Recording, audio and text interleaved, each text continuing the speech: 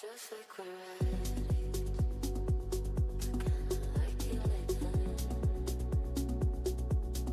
You never ask me if I'm happy or sad. Just like we're ready, kinda like you like that. You never ask me if I'm happy or sad.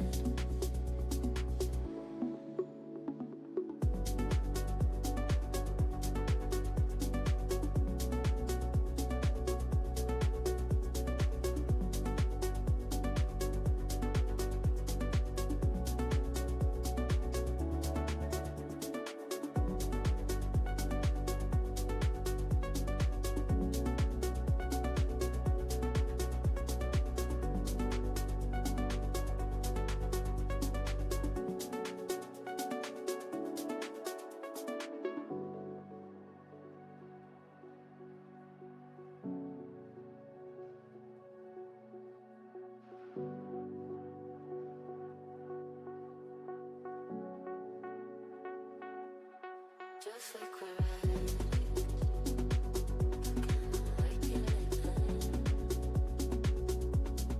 You never ask me if I'm happy or sad.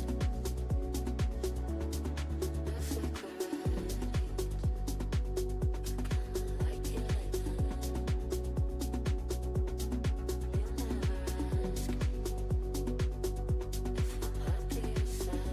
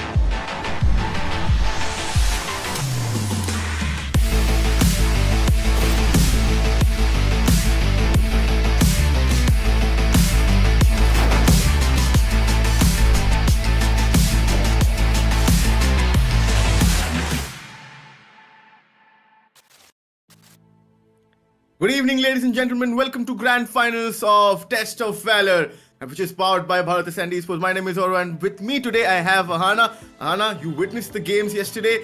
First of all, how are you and how excited are you for today? I am pretty excited. We had very crazy semi-finals yesterday. We did miss your presence a lot, Oro, by the way. But yeah, I mean, the way Nearest Busted has been performing, I feel like they are up for a flawless victory. But if Rising Esports is going to be able to challenge them, that's going to be very interesting to watch. This is going to be an interesting matchup, right? Because I heard a lot of things from you and Ozora, because you guys were there yesterday and the semi-finals were fun. I also know that that this qualifiers has been divided into 2 stages. First one was Legacy Path, where already the 4 semi-finalists have made it towards the final stand, which is the second stage which is going to come up. Today is Test of Valor. The finals is going ahead. So the semi-finals from this stage also are going to move ahead. So total 8 teams is going to find their spot in the final stand, where they're going to fight for a massive prize pool of 30,000 Indian rupees. So this is huge, right? And a good initiative from Bharat Ascend Esports. Absolutely. And I think the more the platform is available, the more we will see new teams emerging from the ashes, because right now the current Valorant scenario looks very saturated. And I am very optimistic and excited about the teams that are showing up on tournaments like this, which can actually show, I would say, exponential potential growth to actually go ahead and acquire place in the mainstreams.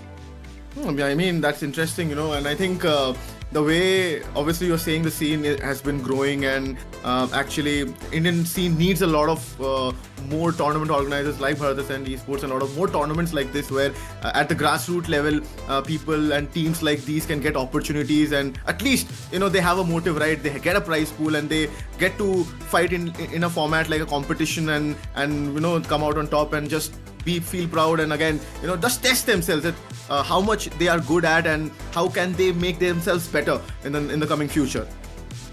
Exactly. And I mean, it's definitely about how you keep growing, because right now it doesn't seem like you can ever feel that you're at the top already and that's about it, because constantly the game is changing, the meta is changing, and the teams you gotta fight are changing. I mean, the evolution is greatly impacted, and that's not only changing the way teams perceive the overall game, but also how they perceive each other in the game. Obviously, I think the way the format has been in this tournament also is just helping these players. So I think we are ready with the veto. So let's go ahead and see what are those 3 maps where the grand finals is going to take place. Any favorite map picks which you want to see today? I want to see Corrode, I want to see Icebox, I want to see Sunset. That was the same pick I had yesterday as well, but nobody is playing any of those. I want to see those maps mainly because they are new. Early ban. I just never get it with these teams. They keep playing the vanilla over and over and over and over, and I'm just kind of tired of it. But I'm glad Bind is getting banned. I mean, I also expected the same, that Kurod might get banned because nobody wants to take the risk, considering it's a grand final, right? Yes. But you're correct that people should try it out and see that how the map turns out to be. Okay, the first pick is Lotus, and we are going to see Heaven as well. So the first 2 maps are 3-sided. So this is going to be interesting to see how these teams are going to play out on these maps, right? Yep, and I don't think we'll be going to the 3rd map at all. Because here's the thing. Whichever team wins Lotus is very likely to win Haven as well. Not only because they both are 3-sided maps, but mainly because they both have very similar playstyle altogether. Lotus is much bigger area-wise compared to Haven, but it's still a very similar playstyle, a very similar likelihood of winning. Unless and until teams are doing specifically better in one half than the other. In that case, you can always expect a switcheroo happening if their halves are different on both the sides. But yes, I feel like this is very well gonna be a 2-0, but I would very well love it for not to be, because Icebox is something I really wanna see. Okay, so I mean, straight up, you have said it, your statement. So I think the way this tournament has also been, we haven't seen any maps, any any stages where it has gone towards that 3rd map. Whoever wins the first game or the first map usually ends up winning the second game and then just finish it off. So yeah, expecting the same, but then if we see any kind of competition, it will be good because at the end of the day, we want to see some good Valorant action. And obviously, the first map is Lotus, so we are going to see some interesting picks coming up. We might see Vice, we might see Teo. Those are some interesting combinations which are recently being used. A lot of metas have changed. Neon is also a pick which we might see alongside Raze. So a lot of possibilities are there in the Asian picks. Absolutely, absolutely. Lotus is again one of the maps where a very particular textbook composition is what teams like to go with. But I definitely want to see a switch around happening. We did see Vice yesterday from both the sides, and today as well I'm expecting the same. I am seeing Disease go for a Viper. If he makes that choice, I'm going to be very excited about it because it's been a while since I've seen Viper just go ahead and seize the map. It's very fantastic performance with the Viper, but I just want to see more of her. It's been a while. I mean, this is the first time I'm seeing the lineup, right? Anna, and I'm seeing Wimp here. I'm seeing some OG players of the community, and now I'm sure that why did you say that it's not gonna go towards the third map, which is fair because we have seen these players playing. But again, on the other side, I see One Tap God, so he's also a tried and tested player. He has been a part of a tier 1 organization, I think, alongside Wimp, and also there's Envy who's there. So it's going to be an interesting matchup to see. But then this is Lotus. This is a pick where, the attackers half will have fun. So whoever plays well on the defensive half, this is what we see on Lotus. So whoever plays a defensive half better, I think has a better chance of winning this game. I agree. I completely agree with you. But yes, I mean, yesterday we did not see Envy in the lineup for Rising Esports, and it very well felt like if that exact lineup was to show up for today, we would be seeing a very one-sided match. Even though there are OG names, as you mentioned, in the side of Rising Esports, I have strong bets towards NBS because of the way they've been playing in the last few days. But I'm excited. I'm excited to see how things turn around. Exactly. In the picture, anything can happen. I guess that's why he has been picked yet. So this is a surprise. But then we'll see what happens because the teams have locked out their the agents, and obviously it's going to be an interesting matchup between nearest bus stand and of Rising Esports. So this is Lotus obviously, and I think the initial rounds are going to be very, very important. So both the teams want to be positive on their approach, and I think I'm just excited to see who gets the first pick and who is going to be the first player who's going to be coming up and saying that today is my day. And there are those players and there are those moments where you see those clutches coming out, and I think it's going to be very interesting to find out who those individuals are going to be. Absolutely. And seeing the lineups from both the teams, there's definitely a lot of potential in both of them to actually go for clutches, to actually go for aces, to go for situations where 1v1s seem like a life and death situation completely. So yeah, I'm pretty looking forward to how this unfolds altogether, and specifically it being the map of Lotus, which is like humongous. I don't know how many times I can say the same thing, but it's just a huge map. So the way the teams rotate, the way the teams fake, it's outstanding. However, yesterday we did not get to see any fakes happening often, but today I'm expecting that to be the case. I mean, interestingly, it's going to be, I want to know what's happening, right? Because at this point of time, should be both the teams maybe strategizing, or maybe some kind of last moment decisions being made, because the maps are obviously decided, the agents are decided. It's just that those last moment decision makings can play a big role obviously for both the teams. And since both the teams are on a winning note, out on a winning note on their semi-finals, I would like to bring up those points where let's talk about the semi-finals a little bit since we have a little bit time. So Rising Esports, I think, went up against Broken Hearts, right? And they were pretty clean over there. I think it ended up in a 2-0 situation. What about... the first map was tragically elongated. We went for 34 rounds in the first map. Oh, I mean, Yes, it was a 17-15 scoreline if I'm not wrong. So yeah, 32 rounds. Okay, so how did that play out? Because obviously whenever we see overtimes coming in, it can be anybody's game, but then whoever usually makes the comeback comes out to be the winner of those situations. But then since you're saying it was a 34 or 35 round match, so obviously Rising Esports obviously did cut out a lot of work. I just hope that today they do not want to face any such kind of situation, because obviously, see, in a map where there are few rounds, few situations where there will be moments, I think, where they will be pissed off about the situations where they could have won those, or maybe could have pulled back but couldn't execute those moments or situations, and because of which the situations couldn't turn in their favor. So yeah, that was the first semi-final, I guess, between Broken Heart and Rising Esports. The other one was Nearest Bus Stand going up against Off-Grid Gamers, and that was also a clean sweep. So both the teams are coming up with a clean sweep, right? Yep. Okay. That is true. Great. And I mean, Lotus was one of the maps that got played yesterday, and this is the map where we had the elongated pathway altogether.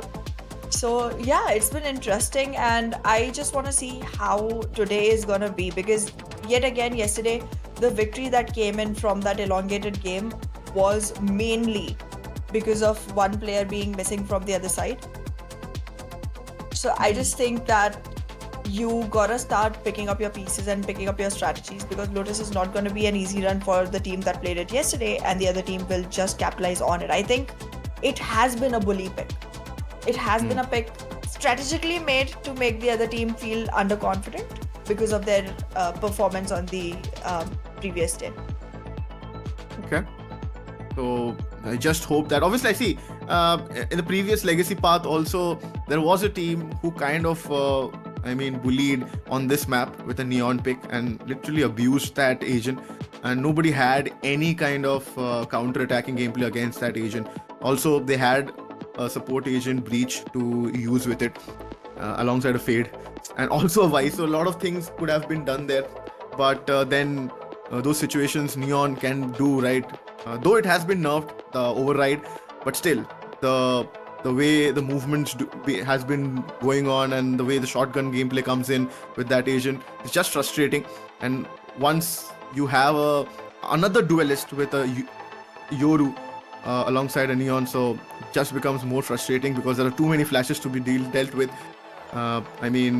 These situations can be pretty hard for any player dealing with such kind of agents. But then obviously whenever you are facing such agents, you have to be pretty patient, you have to be very calm and strategize against them, that how do you want to counter attack, because otherwise they will just run away with those rounds. You're right, and that is exactly why you gotta be more cautious, specifically when you're coming this close to the finals. Like, you're just one step away, the first map in the pocket, and then all you gotta do is keep the momentum steady. I don't think either of the teams would want to go until the third map, even though it's a very interesting map and it could help cool the heat off. I still feel that both the teams are going to be very adamant at trying to finish it at the first two maps itself. And I don't know, I just feel that NBS has their pockets really well filled for this particular map. I also saw their game yesterday on Haven as well. That was also pretty good. I just hope that whatever mistakes they made yesterday, they would not want to repeat them, since we already have a surprise in the name of Envy, and we don't know how the reactions are going to be. Hopefully it's going to be bringing some positive news for the team, and the inclusions should be good in favor of them. But we have some time, obviously, before the matchup starts. It's the grand finals, and this is again, I would repeat myself, this is the grand finals of Test of Valor. This is qualifier 1. The whole situation has been called as qualifier 1, where it's been divided into two parts. The first was Rising Legacy Path, and the second is Test of Valor. All the semi-finals which you saw yesterday have made their slot already in the second qualifier, or it's called the final stand, where the prize pool is much bigger than this. So you'll see again those rivalries being or coming up in the next main event whenever the dates are being announced. So for that you have to follow Bharat Ascend Esports on the socials. But the situation for today is that we have a grand finals up and waiting, which is Rising Esports going up against nearest bus stand. This is going to be a best of 3 where already the first map pick is Lotus. Just hoping that the matchup starts really quickly, because at this moment everybody is eager to see who gets the first round or the first pick and starts up on a positive note. Absolutely. I mean, the way the game is, you definitely want the excitement to not be held on for too long, because we are just waiting for the first second to start ticking on the clock, because once that's up there, there's no going back, and then the teams just need to fall their pieces in place. I do feel that the perspective of the teams right now is going to be pretty hazed out, as they too might be wondering on to exactly how to unfold this particular map, because as we discussed even earlier, Oro, that this is going to be the place where the first stepping stone gets created, the overall tone of the match gets set. So correct. This being the map that's going to start everything off for them, whichever team starts on the attacking side, being proactive is going to be their key towards victory. And Envy is one of the players who generally plays pretty aggressive. However, I believe he is on the defensive side right now. Considering that, I feel that the first 12 rounds are not going to be the best for him. He's great, but I don't think he's in his best colors when on the defensive side. Okay. This is going to be interesting, then more interesting, because now we'll have to see how he deals with those situations, right? And also you said being proactive and showing that intent is going to be very important on both the sides, actually. As I said, since this is a map where attackers will have an advantage and you'll see more rounds being secured on that half, so the defensive half becomes more important. And when you are defending in a situation where there are 3 sides, it's usually a lot of fakes and a lot of baits coming in, and a lot of utility dumps which will be coming in towards that C side or the A side, because B side is there's a place where there are a lot of corners to be checked, and we have seen a vice pick, so obviously those walls will obviously be used. So a lot of things can be done over there. Let's see how things unfold, because whenever everything is locked out and we are waiting at the lobby, so we can only give out those probabilities and our expectations from the match. The audience is also going to see, or the audience will also have their own expectations, and the teams will also have their own expectations from the teams. I just want that nobody overthinks any situation, just plays every round on merits and deal with things whichever they see and act on it. So that's how they can be pretty positive, and that's how the intent can be shown as well. Exactly. I think we're constantly going on becoming redundant now, repeating ourselves over and over. I think we should give a minute to the audience as well to just, marinate in the fact that we are all the way at the grand finals now, and give them a moment of silence where they can actually think for themselves how they think the game is going to unfold, and probably type it out in the chat so that later on we can find out what they predicted and how true it was. So I would definitely like for the audience members to go ahead and start spamming their thoughts and their strategies in there, and the two of us just not disturb them for a minute.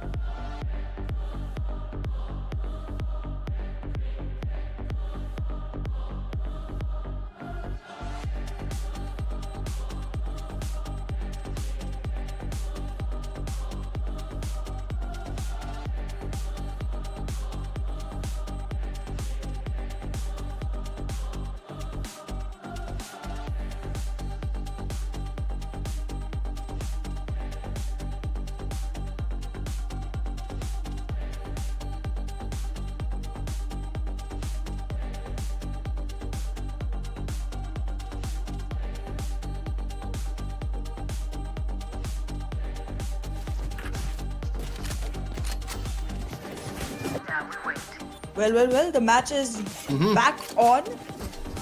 And it seems like Retrieving flash. both the teams are more than ready to go ahead and take this charge on for themselves.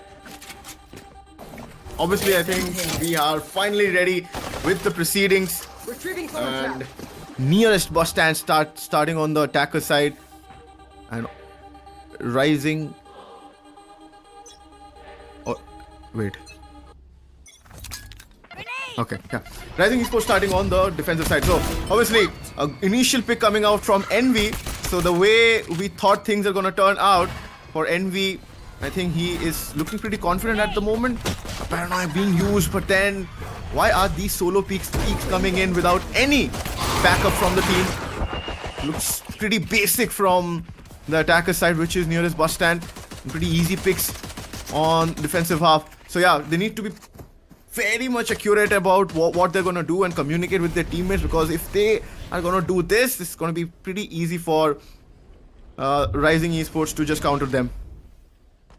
Exactly. Currently, it looks like the trade game that was supposed to be present from the side of nearest bus stand has just not arrived at the station, because this team needed to be present for their players. They needed to have each other's backs, because that's the only way you can run a pistol round in the game of Valorant on a map which is 3-sided. There is no other way. And in that situation, losing 2 players without getting any trades, that's just sad. Okay, there comes 1, but there's still going to be numbers advantage for the side of 30 seconds left. Rising Esports, and that's not going to be looking good overall for the side of nearest bus stand. Yeah, exactly. Moment's going to be...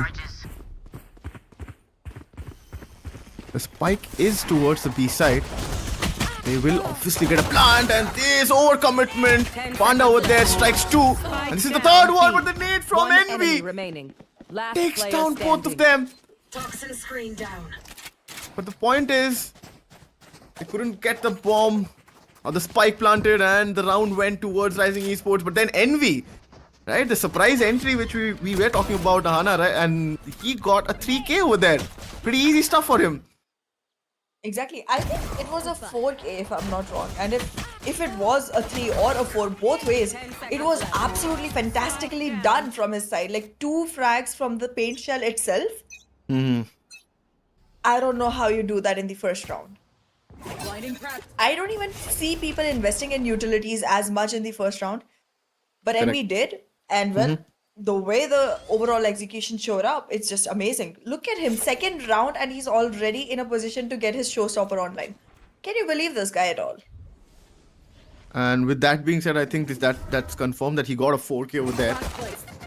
Now okay, looks difficult. Oh, the paint shell coming out from Romeo, and the push from the C's was good over there. Wimp had no option other than to back out from that situation. Obviously, the spike will come down. It's good for them. Spike planted. Now they just have to stop them from coming in. The retake is pretty doable because they have their Omen right there. The Paranoia being used, but that nobody... Oh no! Why did he bring out his knife over there? But Envy gets 2 over there.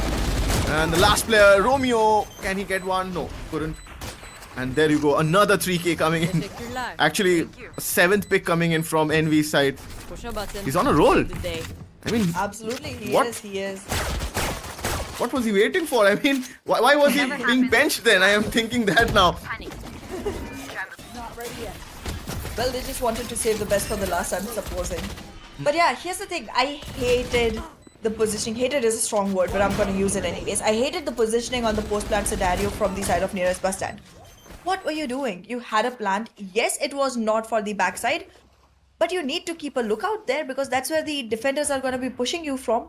The defenders did not have a flanker. They did not have a lurker coming in from the attacking side that could actually take them by surprise, but still, the retake hold was so bad from the side of NBS that Ari was able to just get in and get their work done in a jiffy. It can't run like this. Yep.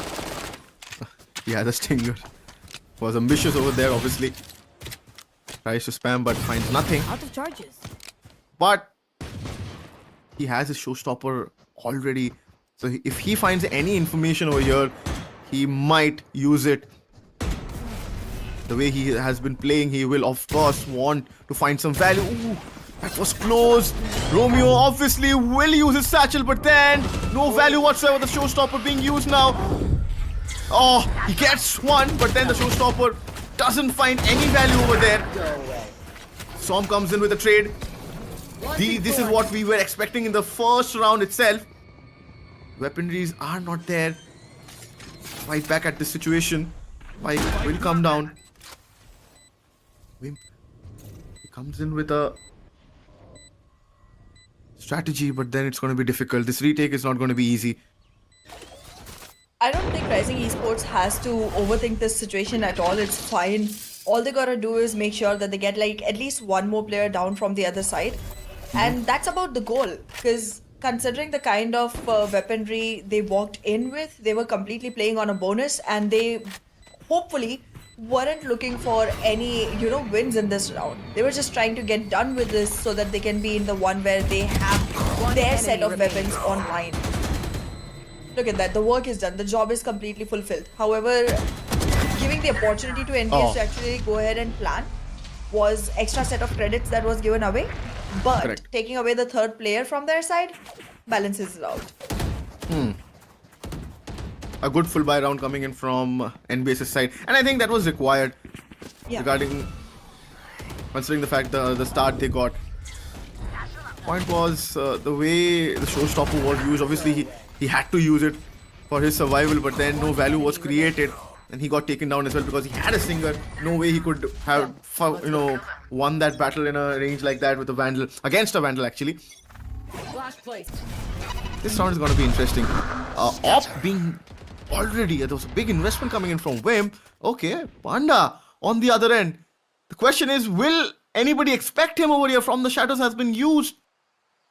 Somebody is coming from the backside. And I think it's Love, but then the Op has been taken out. The Opper has been taken out. Now Panda, the space he had created, is going to be used to capitalize the seaside. Somebody has to come in and check these angles. Otherwise, he will find one more. And he will. He finds Love over there. Planted. This round is done. Done and dusted. Seems like that. Rising Esports has been unaware and blind in this one completely without flashes being put out on them. Because there was so much space that A-Star had already covered in A side all the way towards spawn. With that much space under your control, losing a site that easily and then not being aware when you're actually trying to rotate to it is just a very rookie mistake coming in from the side of Rising Esports. As we were discussing earlier as well, these are players who've been in the scene for a long time. They are literally the OGs if you go ahead and try to claim that title. Being them, seeing the players just go ahead and not check the connection from B to C while rotating, it's just hilarious. Where are you? Absolutely. I mean, they were not even aware. Or nobody was even careful about where the Omen, used his ultimate. Exactly. Now the situation is, Disease, he has I guess this is an hero Vandal. Thing is, can he create some value with it? Oh, Som picks up Love over there, was trying to sneak in. At this moment, it seems like NBS is reading Rising Esports in a better way. Oh, the Haunt will find him. But the Vandal, okay, Disease has one.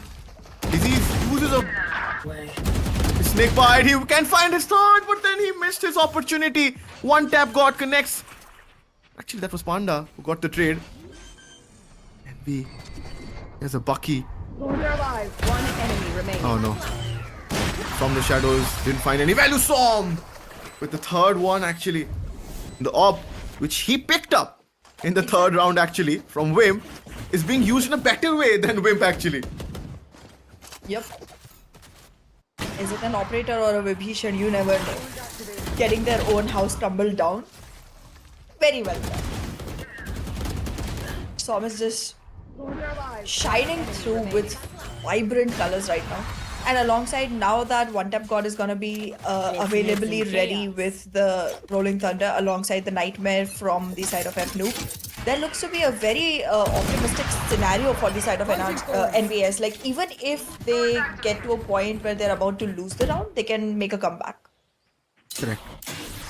which will destroy Rising Esports because they won't have the money to go on for another round after losing this. This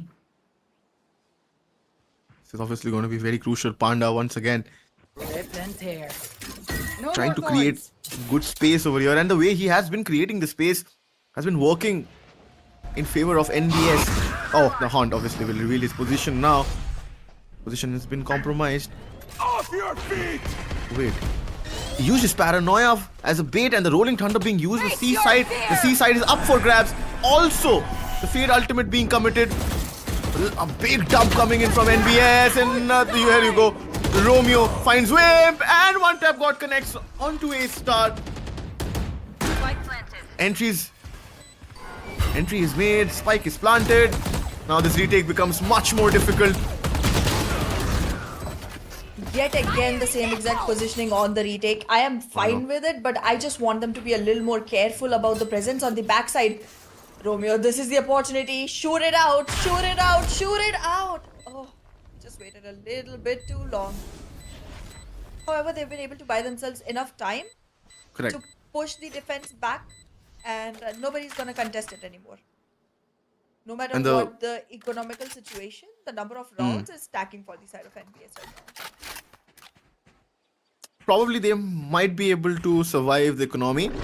They did manage to save 3 Vandals over here. But yeah, you're correct that the rounds and the momentum also is going to be big and huge, considering that this is the first map of the grand finals, where we were expecting that, Rising Esports might dominate the situation. But also, you said that the other team, NBS, did dominate yesterday, and they are kind of the favorites. Yes. At least from my point of view. I mean, I trust you. and the results are kind of like in that favor or in that zone, and the way these guys are predicting or reading the other team. So seems like that it's not going to be a piece of cake or a cakewalk for Rising Esports. They need to work hard. Exactly. They struggled on this map yesterday as well, went very, very far down, and I feel like it might have gone for even more overtimes if Selly did not disconnect from the side of Broken Hearts. But yeah, seeing them struggle yesterday in front of a team like Broken Hearts made me very confident of the fact that NBS is just gonna have the upper end, specifically on this particular map. And talking about the players of nearest bus stand, they have had this entire script yesterday. Both the matches, they had first 2 rounds given away. They did not even try to win the pistol or the anti-eco. But after that, they just go on a rampage. They've been very unforgiving in that manner. So I'm seeing a similar pattern even right now. Like, NBS did not win the first 2 rounds. Looked like a very easy peasy ride for the side of Rising Esports, being the OGs, everything on place. But then suddenly you take a look again at the scorecard 5 minutes in, and you're like, okay, wait, how did it go from 2-0 to 4-2? Correct. I mean, even I am pretty surprised about the fact that a lot is expected from Wim, a player of his caliber who has represented a tier 1 organization and led from front, played LAN events, handled those pressure situations, and come out on top on those situations as well. So obviously you expect something good when you see his name, or specifically a good match or a good Valorant gameplay coming in from the whole team, because obviously I'm thinking that he should be the IGL over here as well. There is A-Star, there is Envy, some good players, and also the way Envy started on the first pistol round, and he continued on the second one as well. But then he has to pick up more, he has to read more, because the way the other team is reacting is not the way you want things to turn out, because the economical situation looks a lot worse. Because if they lose out on this round, the economy will take a toll. I see a Guardian on Wim and a Bulldog on A-Star, so obviously they have something to go with in this round. But then if they lose out on this is going to be difficult. They also have a Viper ultimate, so I think the C side is going to be utilized by disease, they would want everybody to come in towards the C side, and they might stack the A side. So let's see what happens. Because technically, this is a timeout being taken or a pause. Regardless, they have time to discuss. Yeah, no. Exactly. And you very rightly mentioned that the series is up with the Viper split, and that's gonna be one of the most important things for the side of Rising Esports, because constantly they've been losing on the same site. Site C has been the point of contact for the side of NBS, and if that is sealed off, then they have to relocate. And on the contrary, from the side of Rising Esports, you also have From the Shadows available. So whenever the rotation happens, there can obviously be a very instant switcheroo coming in from the side of RIE. However, I don't like the positioning of A-Star right now, because if the move comes in towards side A, Shadows I'm not gonna be very Yeah. That's correct. Oh. I mean, this is a similar kind of strategy which they were using on the first round itself. And it did work in their favor, but at that time, the first pick was being taken. Now he has to run away. Yeah, the showstopper being used by NV, but once again, I think he was too impatient with that. He should have waited at least. No value created. He did manage to stop them for a while though, but other than that, nothing else. Nothing else. The space is given. He can go in from the connector towards B side. 30 seconds left. And NV, but they need to realize that they're very close, very close. Okay, NV finds one, and he gets the second one. No, he should have focused on the open over there, but he didn't. Nightfall being committed. Panda's position is obviously revealed. Take hold. Love now. Last player He standing. peeked though. 10 He seconds peeks. left. Okay, Som gets one. He has to bring out his gun though. So 1v2, he needs to tries his level best, but then Disease was better in that situation. So the ultimates, the usage of the ultimates, I think, was a savior, and also Envy. The way he stopped the movements. Absolutely.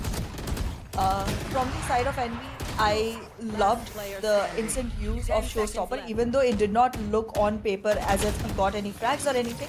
But there was a delay created, and that delay was good enough time for Disease to go ahead and rise up the Viper wall, which helped them, keep the players at bay for a while till the team was able to relocate themselves in positions of victory. But wait a second. Let me just come back to this round and look at Envy. He's just going on capitalizing his position. Wait. He should have expected, and he... Okay. The recovery was brilliant. The goodness me, somebody stop Romeo, because he's just building on those frags. Pretty easy stuff for him, but Som, look at his positions. So much space and so much information being given out. I'm sure the rotation might have already come towards the A side. But they have not committed yet. And the spike is going towards C, where nobody is watching. And this is a complete bamboo. Okay. Wimp will find Romeo, but then the spike will come down. So yeah, a good fakes being sell out over there. Now we have two ultimates on the side of Rising Esports. It depends on whether or not they will choose to use them right now, because these can be useful to be able to seize the round for sure. But is it worth it is the question. Last player standing. Disease finds one but loses instantly after, and now it's a 1v1 between both devices. But the bigger advantage will lie with nearest bus stop. 5 rounds in their favor already. And I think if they get a couple more, they are good and well set for the first half. I mean, I'm liking the fact that how Som is, using his awareness, the way he has been repositioning himself. He knew that Wimp wouldn't expect that turnaround, and he did it pretty well. He just came in from an angle where he was not expected to be. That's what happened. And that is how NBS has been winning more rounds and creating more opportunities. Okay, not Romeo again coming in pretty quickly towards the rubble area. Control has been given. Som again. Oh no. Vice from Rising Esports' end has been compromised. Envy also goes down. There's picks all over. And Last he will be able to get only one pick. That was A-Star over there with that Bulldog. But before even we could say anything, or even I could say realize anything happened over there, I think this round is done. Sixth round Exactly. comes up for NBS. This isn't a fight. It's stealing lunch money. Nearest percent, the way this team I'm is feeling performing right charitable. now, they're Who giving needs me something? goosebumps, honestly, because look at every single opportunity that lies with Rising Esports. They have their Viper's bit. They have had it for like 3 rounds now. They have their From the Shadows. They also have their Steel Wire. Now, tell me this. How do you have all of that and still manage to keep losing? I can give you the answer. By playing against NBS. I mean, if this is something which they already have in their mindset, nowadays you don't have that option of quitting, but then this, obviously they have to play it out. And also, since they are one of the semi-finalists, they might again face them in final stand. They should get a hang of it and come up with some better strategies, because currently they are looking the better team, NBS. Stealing sight. Okay. Oh, what? And I had Okay, a he did good use set paranoia. Yeah. Okay, now either I am confused or the player is confused.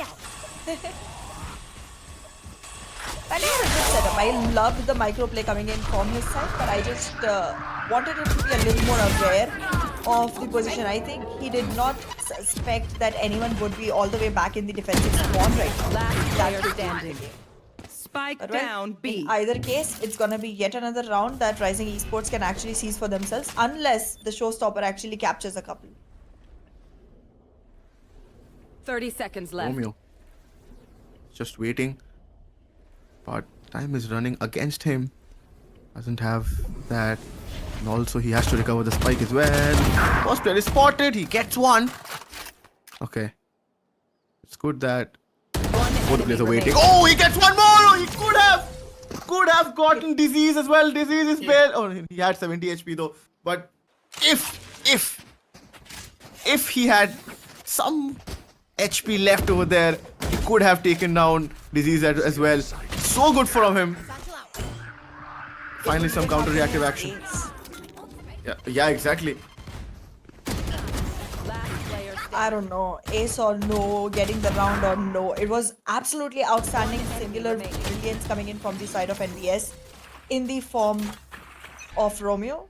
And I think if that's how they keep on playing, they're soon gonna find themselves in the upper edge of this particular tournament. But yeah, But I then- definitely feel. Sorry, yeah, continue. I mean, no, you can complete it. I think, being on the defensive half, Ahana, you need 5 rounds. And if the 5th round is being considered, which I think they can pull off, they will be happy, more than happy actually, Rising Esports. Because it's difficult to convert rounds on the defensive half. Considering the talent NBS has, I'm sure they would be disappointed with a 7-5 scoreline. That's right. Yesterday we did see Rising Esports being more comfortable on their attacking half, and we saw the same from the side of Broken Hearts Esports as well. So today again, it's an opportunity for the side of Rising Esports. If they are able to seize 5 rounds in the first half, it's gonna be an easier run. But then again, their opponents are not weak either. Like, you cannot 30 count seconds NBS out of the game Oh. in that situation. However, when it comes to the gunfight, RIE got this. Yep. That's why they would want to back themselves. They have the numbers game at this point of time. They have to plant the spike. They're coming in toward the seaside and 10 they want to seconds play left. on a retake. But once again, Panda, will he be expected? Oh no, this is going to be a big massacre.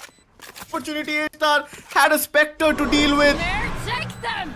He missed out on over there. Mark 2. Now it's on to One Tap God and Noob. Last player He standing. spots though, but he isn't able to take that player down. One Tap God. No. He also goes down. Envy was better over there. As you said, the aim game is there.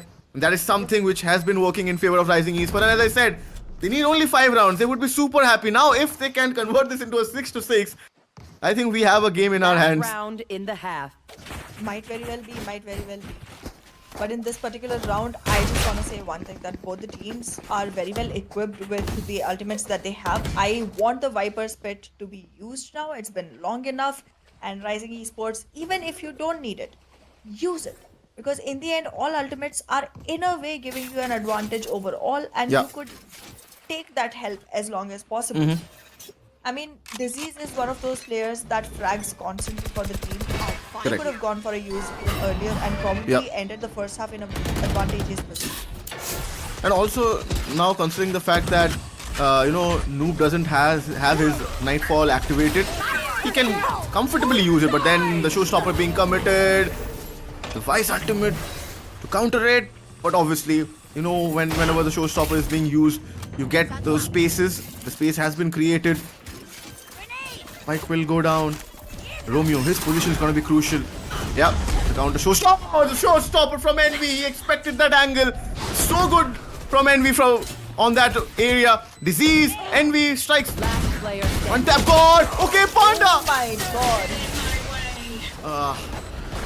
He did commit his pit though, Hana. But after the Very round was early won. in the game. So soon. I was not expecting this early of a pit commitment. Switching I sides. thought that Yeah, you I would- do. Yeah. You take it to the next half. A bit of his pit actually made it to the next half. Correct. But yeah, I think we need a petition to rename Showstopper into a party pooper. Because that angle was premium from the side of Romeo, okay? That angle could have been one of the most annihilating things from the side of NBS in this particular round. And then suddenly you see Envy going in and being like, not today. Shouts, here comes the party, and then destroys the complete party for the other side. Like, sure, buddy. Yeah, true. I agree with you. And as I said, the scoreline says 6-6. And also, since you said Rising Esports were much more comfortable on their attackers half, and the way Envy has been striking, I think that this is a map where Rising Esports should likely comfortably close out on. But now, if they are not able to win this, the problems are going to be there, because this is not their map pick. The Lotus is NBS's pick, and the Heaven, where they are much more comfortable on because they have went ahead and chosen that map. You will be in a lot more pressureful situation because this is the best of 3, and Yeah. you don't have 5 maps where you have the cushioning of losing out on 2 maps, and then you can still make a comeback and win the next 3.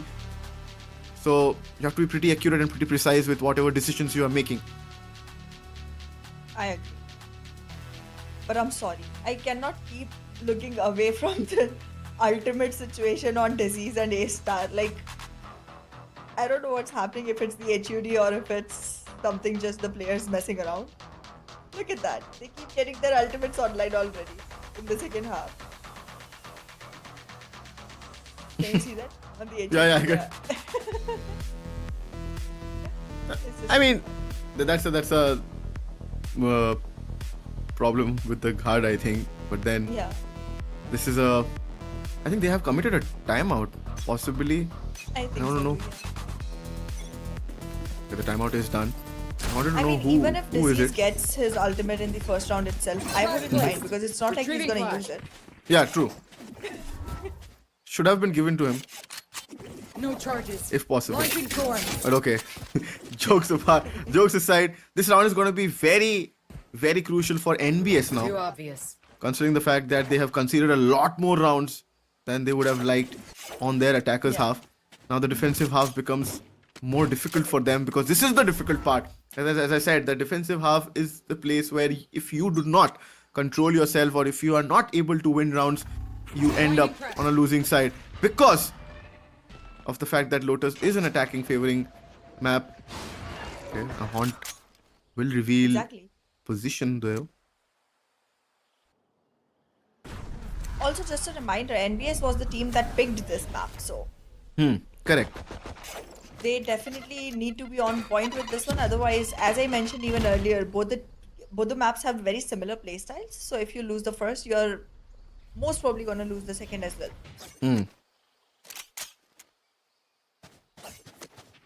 I do like a Viper on the attacking side of this. Bring them down. Okay, these guys are again trying to sell a fake.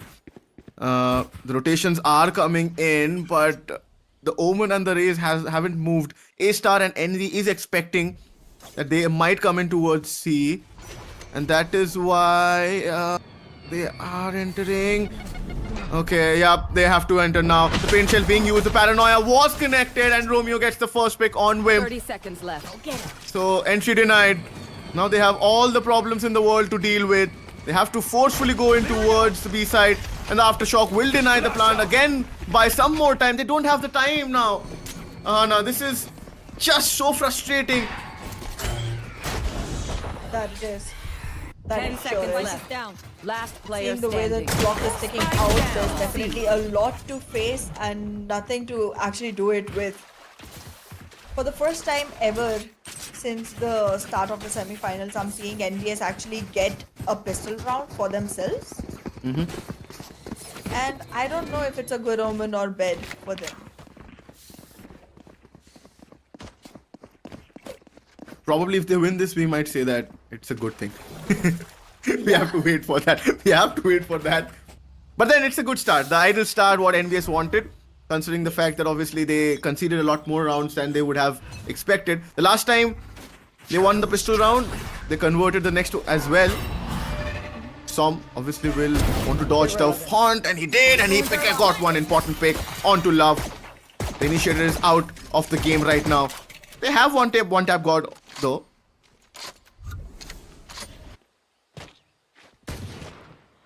Oof, that was a close one.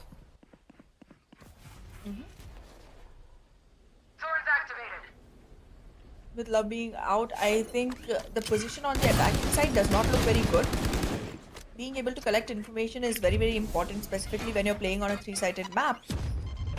And the positioning on Panda is just too weak for this particular fight.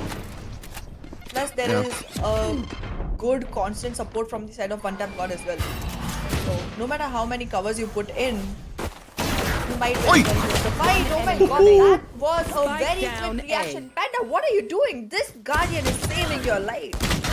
Yeah, it did. And also his reflex, because he had to deal with two players, and that was pretty surprising. That was good from A-Star though. So the plan was correct. The execution didn't come in. He had only one chance. He had to connect that right click, but he couldn't. And that's where the tides turned into NBS's favor. But Som, he's so good, and also, I mean, the agent composition now is just helping NBS, right? There are too many utilities to be dealt with. They have Vice, who's already a frustrating sentinel who's turning out to be, and Som is also kind of a fragging sentinel. Okay, and oh no, this was not required. Panda, this was obviously expected. NP, one tap god did manage to get one pick though, but then too much to.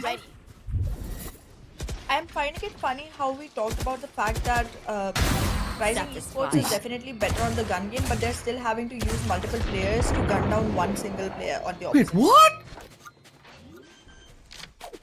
The Outlaw doesn't listen to anyone, buddy. Spike planted. I think Rising Esports might have messed up their chances, but wait, F-Noob, Love, he's just expecting something from CT, but there's no one. Everybody's playing towards. Oh no! Som, once again he frags. He's creating so much value. The position is revealed. The Haunt will again give a lot of. Noob converts this.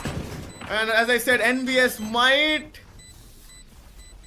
might see this round as possible, and Rising Esports had messed up this round. Day to day. Oh, it was Som. It was all Som. He was the one. He has to be given credit. Watch out, man. Keep fighting. Rest is overrated. Absolutely, absolutely. I don't think NBS could ask for anything better. Yep. They got the pistol. We expected the anti-eco, but they also got the bonus. Yep. And now look at where Rising Esports is. They cannot even find their pieces anymore. It's gonna be yet another round before anything can be claimed from their side. And that means NBS will already be on a double-digit scoreline. Correct. Absolutely correct. Until and unless Rising Esports comes up with a super good plan. Okay, the showstopper will be committed. The corners will be checked. For only one, the trade is being taken up. And the site is also denied. At least if they could have... Oh no, the swing will come in. Panda. Is ready.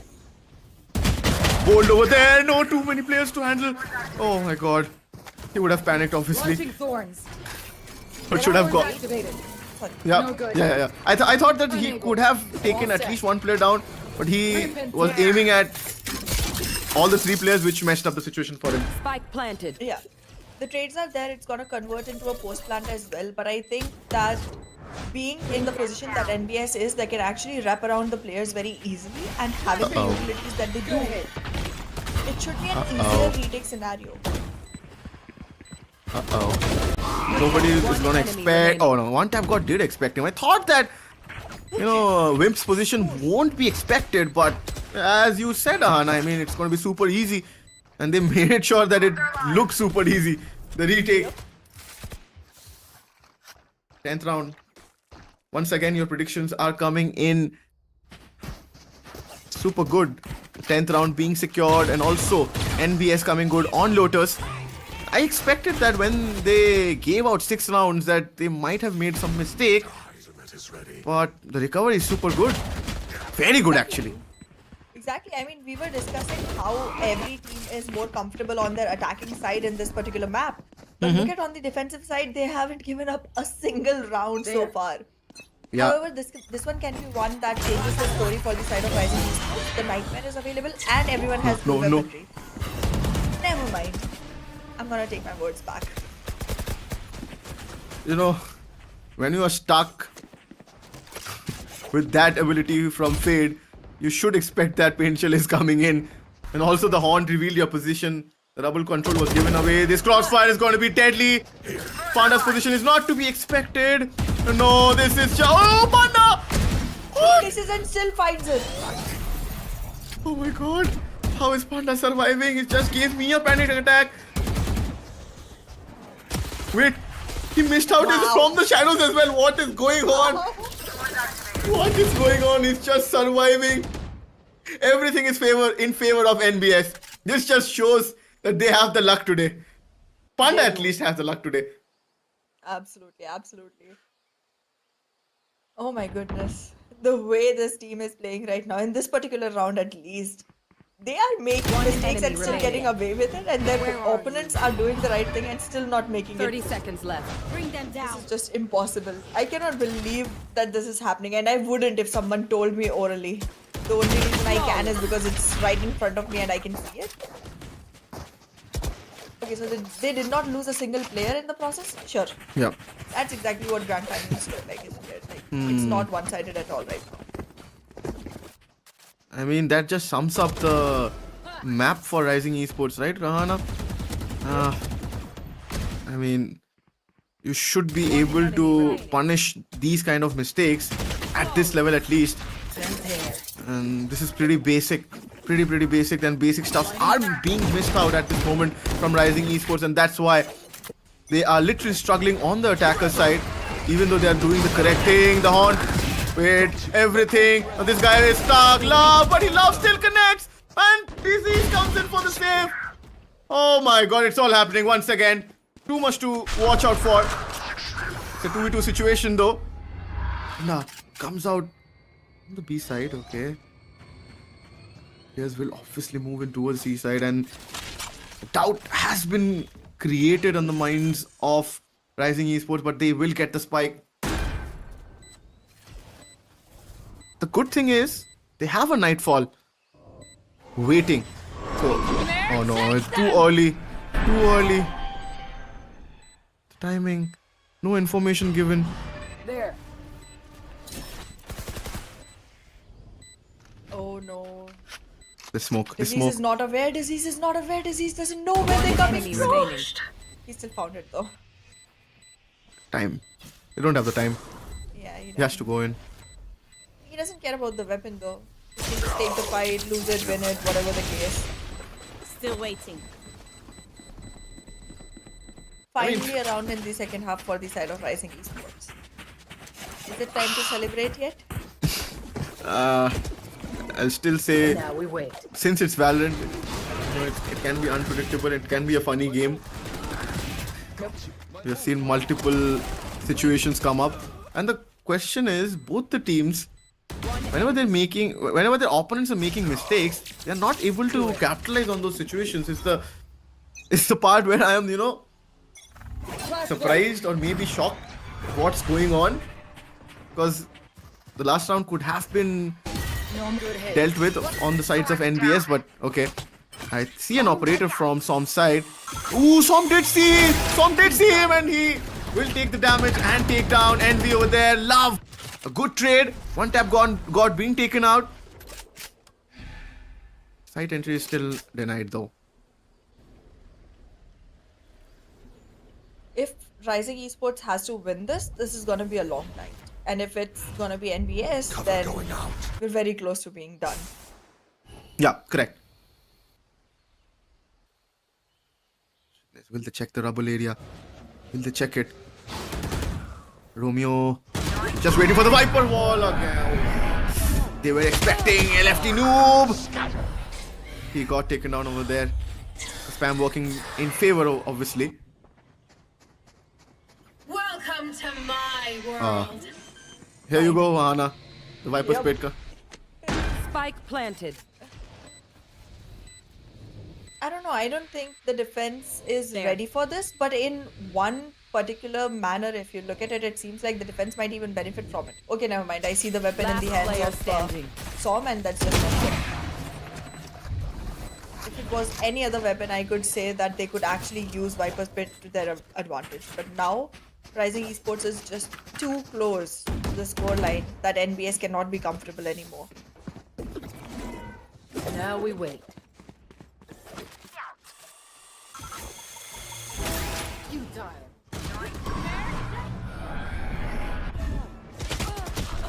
Last player standing. Obviously, once the Viper Pit was committed, we knew that the round was not going to be easy for NBS. The Haunt, obviously, nobody committed towards that area.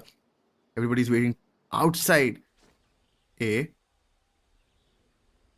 Romeo, he needs to be very careful because they're expecting that angle all the time. And this Viper's utilities, the Poison Cloud and the wall, is just helping them, sneak in. Panda is coming in too close, okay. Cover going out. Utilities are being used at this moment. He has to be very watchful. The paranoia is going to be used. Oh, Romeo. The paranoia used over there. Romeo, he converts one more. Panda, he gets the third one. Oh, that was good. That was too good. That it was, not gonna deny. Almost to the point of map point. NBS is literally on their way towards a 12-8, and then it just looks like a very mere story of a single mistake for the side of Rising Esports 30 seconds left. to go ahead and lose the map. So let's see what the conversion looks like here.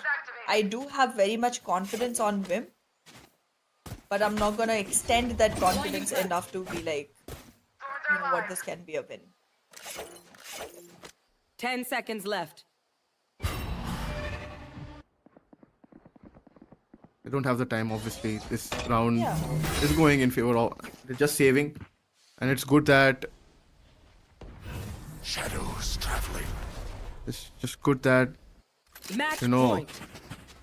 They have something to go with in the round where they need to win it. Obviously, this can be the last round.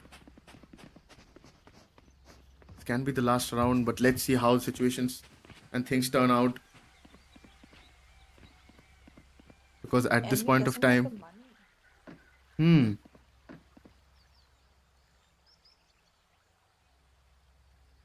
Actually, I think you're talking about Noob, right?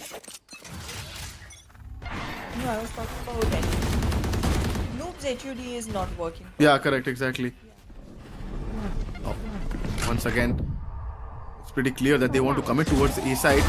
Want a fast approach. Oh, Romeo, that was not at all allowed. He did connect an amazing shot. Showstopper again being committed from him.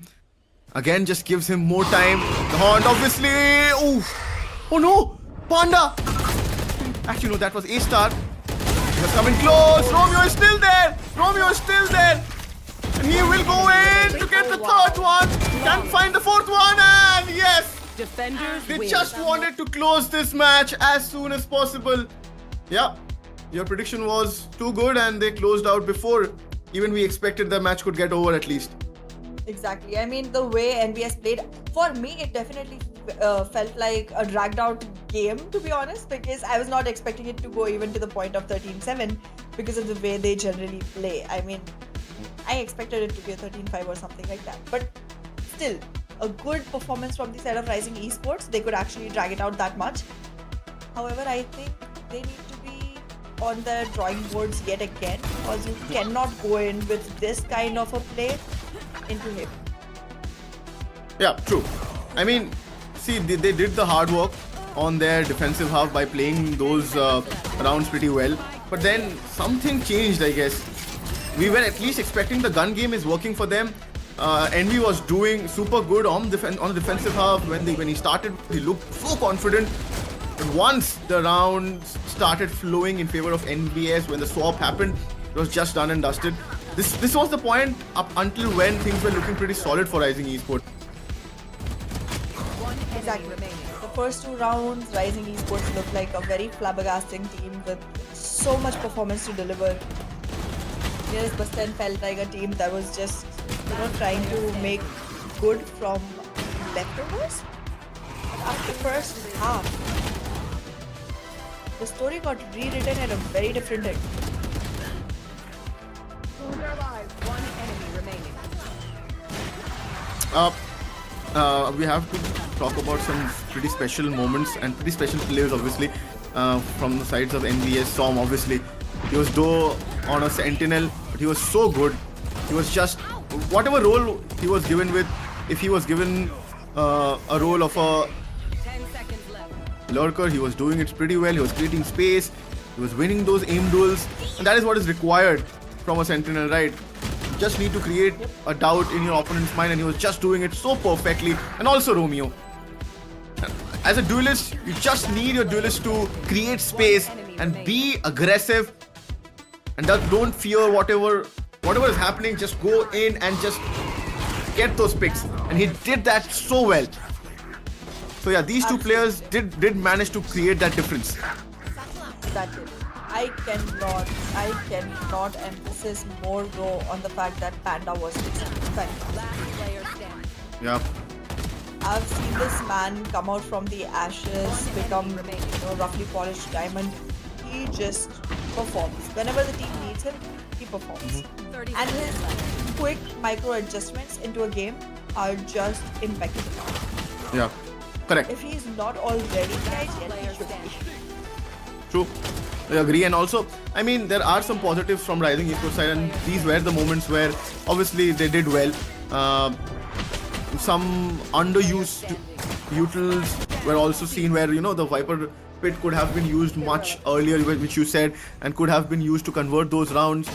The plans were correct, but the executions didn't come in for Rising Esports is what I would say. This was a round which should have been won by Rising Esports, but then, LFT knew. He was just too good with his aim. Love, Player standing. once again, couldn't get the better of Som over there. Som was so good with that outlaw over there. That is ready. I saw so many times, I mean, at least 2 or 3 times players were caught off guard with their knives. Yes, That is something so frustrating, right? it is. Oh my god. One enemy Played I or know that repeated they're as so good. many times as you want. You will be irritated, and it's so frustrating that Rising Esports couldn't punish him. Second time also, because when he missed it from the shadows, I thought that time he will be punished, but no, he was not punished at that time also. Exactly. I mean, there were way too many mishaps coming in from the side of Rising Esports, specifically today. So, I don't know. I don't have very high hopes for the next map, but if it converts into something good, I'll be excited. I'll be excited for the overall Yeah. performance. Correct. Then Icebox will be an interesting match to watch out for. But since Heaven is again a three-sided map, and the way NBS is pretty, flawless with their approach, and they're super confident. The scorecard says everything. It showcases how the match went out. Panda was so good with 21 frags over there. NRG Som, he again converted 18. Everybody contributed at their levels.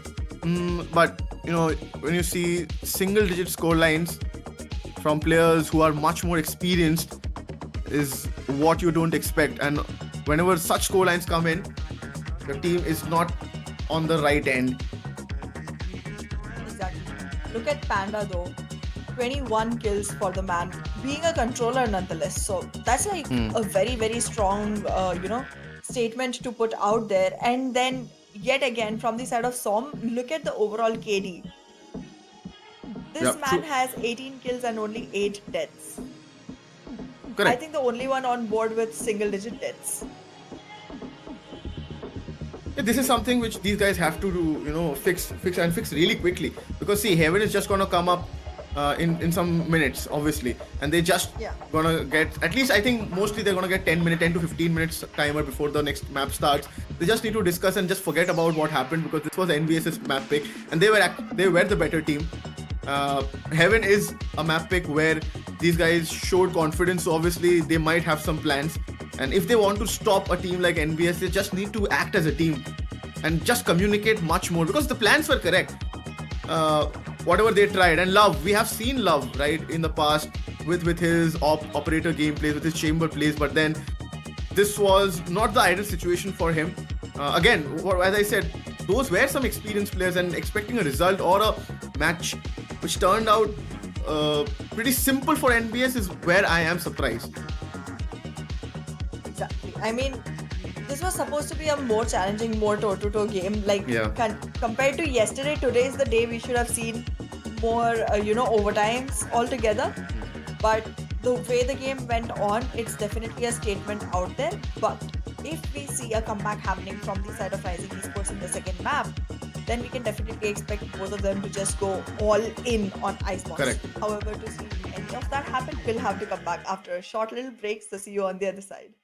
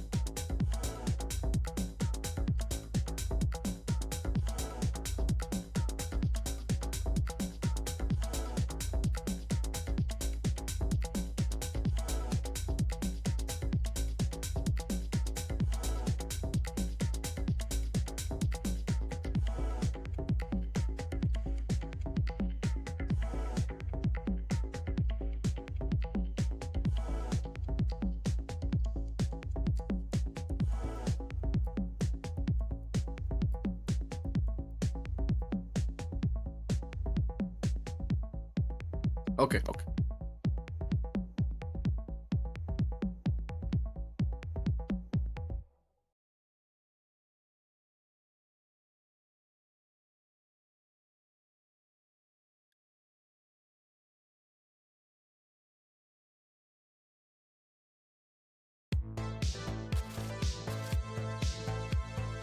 We are back after a short little break, and you guys are watching Test of Valor. This is the grand finals, and the news from the center is the first map is done and dusted on Lotus, and the way it ended, we all expected that nearest bus stand would dominate, and at least till the first half, the situation was looking like it's going to be close, but till when the situations came, nearest bus stand did manage to close out very pretty comfortably. So yeah, looking forward to the second map right now, which is going to be played on Heaven.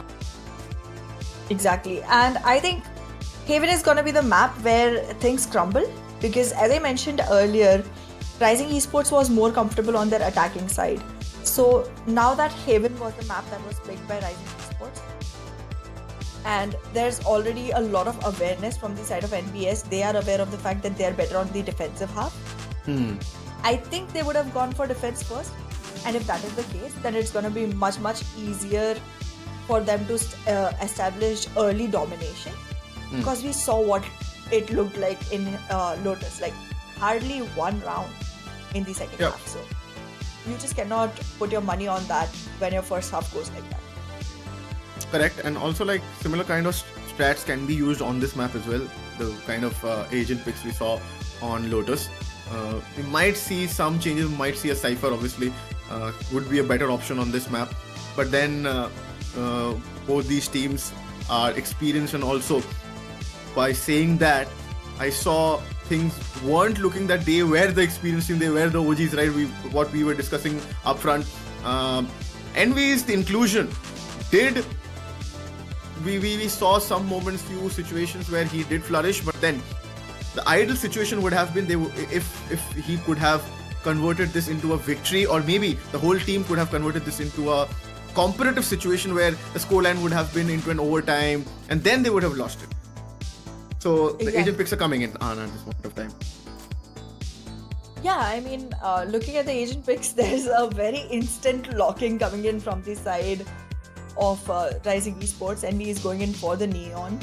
But as we know from the side of nearest bus stands, it's more likely to be a Jet than a Neon. So we'll have to see which duelist overpowers the other. But other than that, I think it's going to be the same exact lookout on both sides. We'll see Omen, we'll see Cypher, we'll see Sova, we'll see Breach. So I think it's going to be a double initiator on both these sides, and Omen is going to be the missing piece for both. But let's see how things turn out, because I generally like A-Star on the Sova more than the Breach.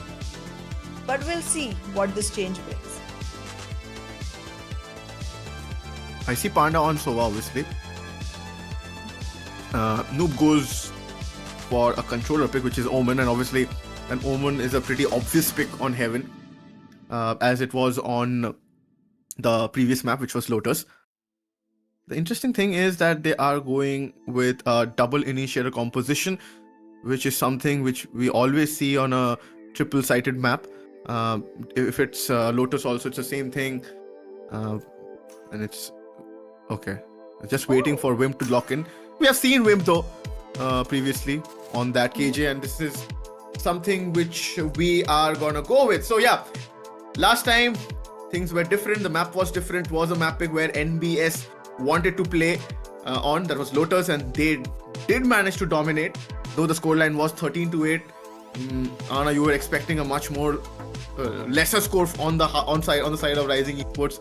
So yeah, they did manage to improve if that was the case. But then if they want to win this competition, they have to win this map at least. Then we move on to the decider, because if NBS wins this, it's done. That's right. It's one and done for the side of NBS if this one is the final map of the tournament. But I do want to keep my hopes up for the side of Rising Esports, so that we can see how they are going to bring their set of colors into this picture. Because I am not in a place where I can say that they are uncomfortable on it. But I've seen NBS yesterday on a very dominating win in Haven. So I'm clenching my fist right now. I'm waiting to see what's gonna happen next. Because all these players, they are on their very comfortable agent picks in a very comfortable map with very comfortable, movesets. I do believe though that from the side of NBS, one thing you can say is even though their micro adjustments are amazing, their macros of the game are many a times messed up. So that is something Rising Esports can actually make use of. But if they don't, then there's nothing standing in the way of NBS and this victory. Yep, I agree, and I'm also intrigued with the similar kind of fact that NBS has a better chance, but then with the kind of talent Rising Esports has, they just need to start clicking those moments, and once they find that flow, once the momentum is with them, they can be a pretty dominant team. Though NBS will definitely would not want to see that, because they would want to just get things done by this map at least. They would not want a decider, because then it becomes a best of one situation, and anything can happen on a best of one. Anything can literally go wrong, or anything can go correct. So yeah, this is what the situation is, and we have only 10 seconds on the clock. So Rising Esports are starting on the attackers half and NBS on the defensive half. So yeah, we will witness Rising Esports. Are they gonna be able to convert better rounds on the attackers half, because they have NV on that neon? That they do, but I feel like NBS being NBS might be able to have a very dominating first half on this particular one. NV is being way too proactive, way more than he needs to be. Panda already scored one. No, he The missed. Players are not aware, but he missed, exactly. NV has given opportunity to players now, but wait a second. F Panda, what Placing just swarm happened? grenade. You knew he's there. Spike I mean- planted. They did hear the sound, right? When NV missed his shots, but nobody reacted, as if they were, purposely ignoring him.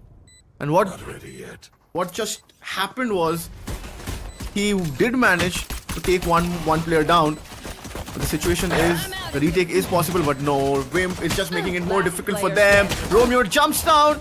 Disease manages to take him down pretty easily. Pretty easy round coming in for Rising Esports. Well, I'm not trying to be biased or anything, but I'm not even going to count this one, because as we know from the history of NBS, the last map was the only one where we've ever seen NBS get their pistol round and the entire eco for once. Last player. Other than that, we generally see them losing the first two rounds every single time. So I'm not gonna bother about that a lot. Even on this particular map yesterday when NBS was playing, they lost the first two rounds.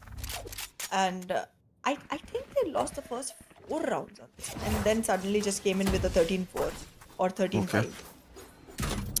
Sometimes it's good to lose rounds also. Just Yeah. sometimes you yourself feel that you become a little overconfident, but okay, this strategy is going to be interesting. 2 players playing close on garage. Wait, Romeo just went back. Thought Wimp might be in a day. Wait, Panda. Oh, he was accurate over there. But why did Wimp did not buy a weapon over there? Paranoia being used. Commitment coming in from A-Star. He waited though. He needs to find a pick over there. His position revealed, and NV will make no mistake over there. Oh, flank comes in. Spike down. Problems are still there. Player Problems are still. standing. No, wait, Romeo. Wow.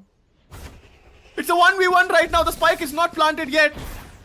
And he has run away. He literally sprinted towards the site A. Romeo just needs to realize once the spike goes down, 30 seconds left. I would like to count out Rising Esports, but wait, he's coming with a big flank. The question is, will he expect him from A long though? Or from A short?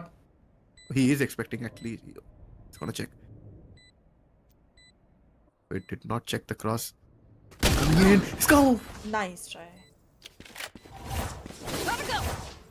Plan was Nice good. try from the side of Rubia. Yeah, it was a very good plan, but the timing just did not sit very well for him. However, I do believe that more than enough damage has been done. Because on Yep. an anti-eco, you don't expect a team to win, but after having taken down 4 players from the opposite side, that's more than what you can ask for. I think the only thing which Romeo could have done better was he could have come in and pick up a gun and then go in, because he had time though. He literally just rushed in, but He denied the bonus though. yeah, correct. Now they don't have a buy. Look at, they're going in with stingers after winning the round. Okay, the stun will come in, which will give them the time.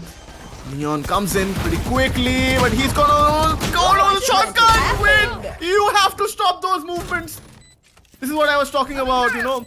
We didn't see a Neon pick in the last map. We see it now, and these are those frustrating movements. But if I am on One Tap God's shoes, I would be kicking myself. I would be pissed off.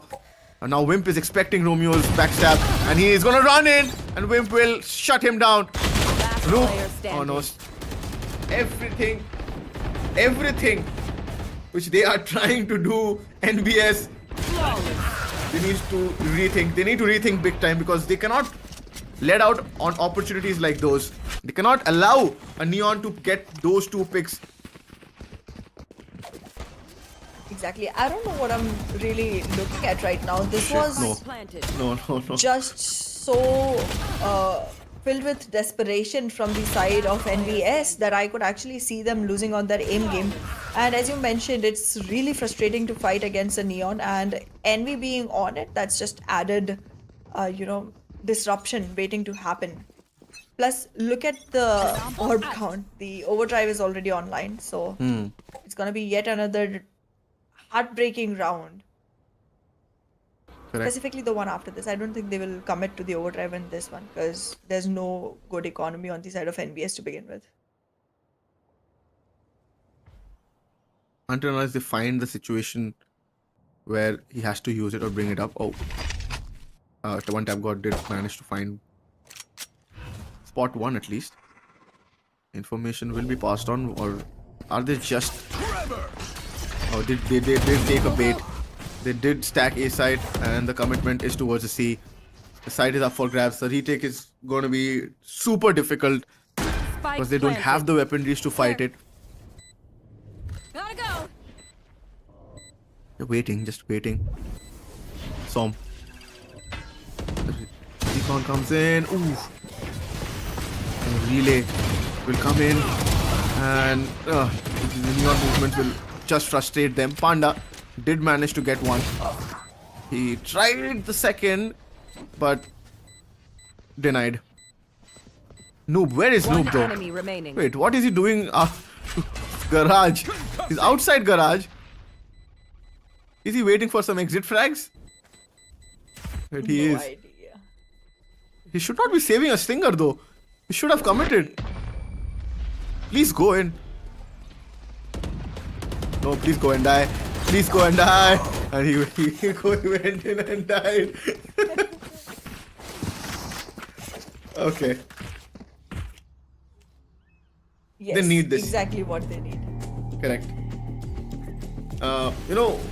The round where the Neon came in towards that connector, towards the A connector from B main, I saw myself spraying at the Neon and not One Tap God. Because that is something what happens to me. Not a pro player like One Tap God. I thought One Tap God should have. And that's why I was so disappointed. Because he got time. Yeah. Because sometimes Neon movements are frustrating, but that was not. That was pretty basic. What you expect from a Neon, because a Neon will be jumping and swinging, and you should know where the movements would be, and the space was very less, and that was a pretty obvious movement which I think Envy would have done, and he couldn't pick it up.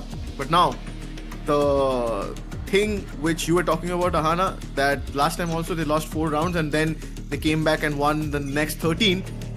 Hopefully NBS has a plan like that. And look at Romeo. Oh my god, he brings out the big gun. The op is out, and he needs to make sure that that value is being created with that weaponry, because we know that once that weaponry is out, it's a responsibility. Fly, my wind assassin.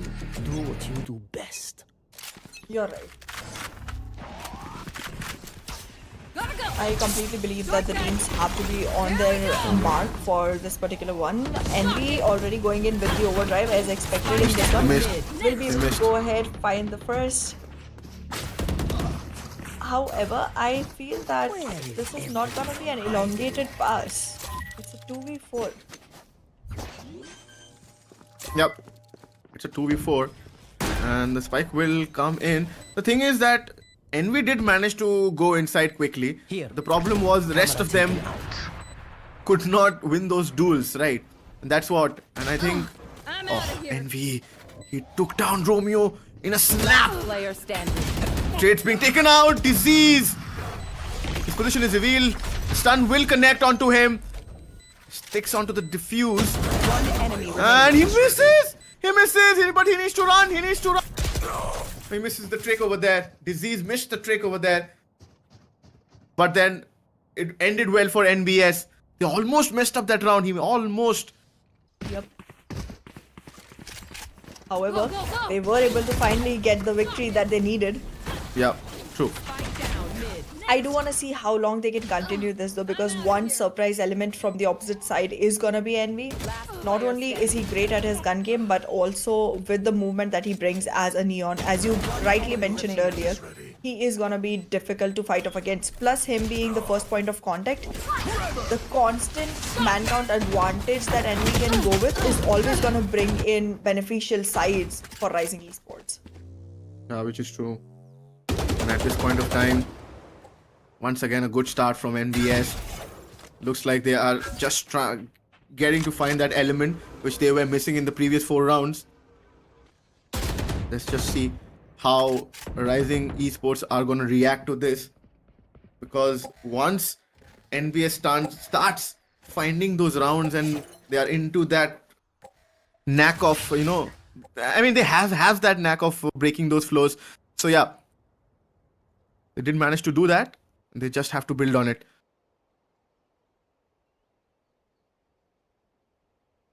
Well, we'll see how the building gets built.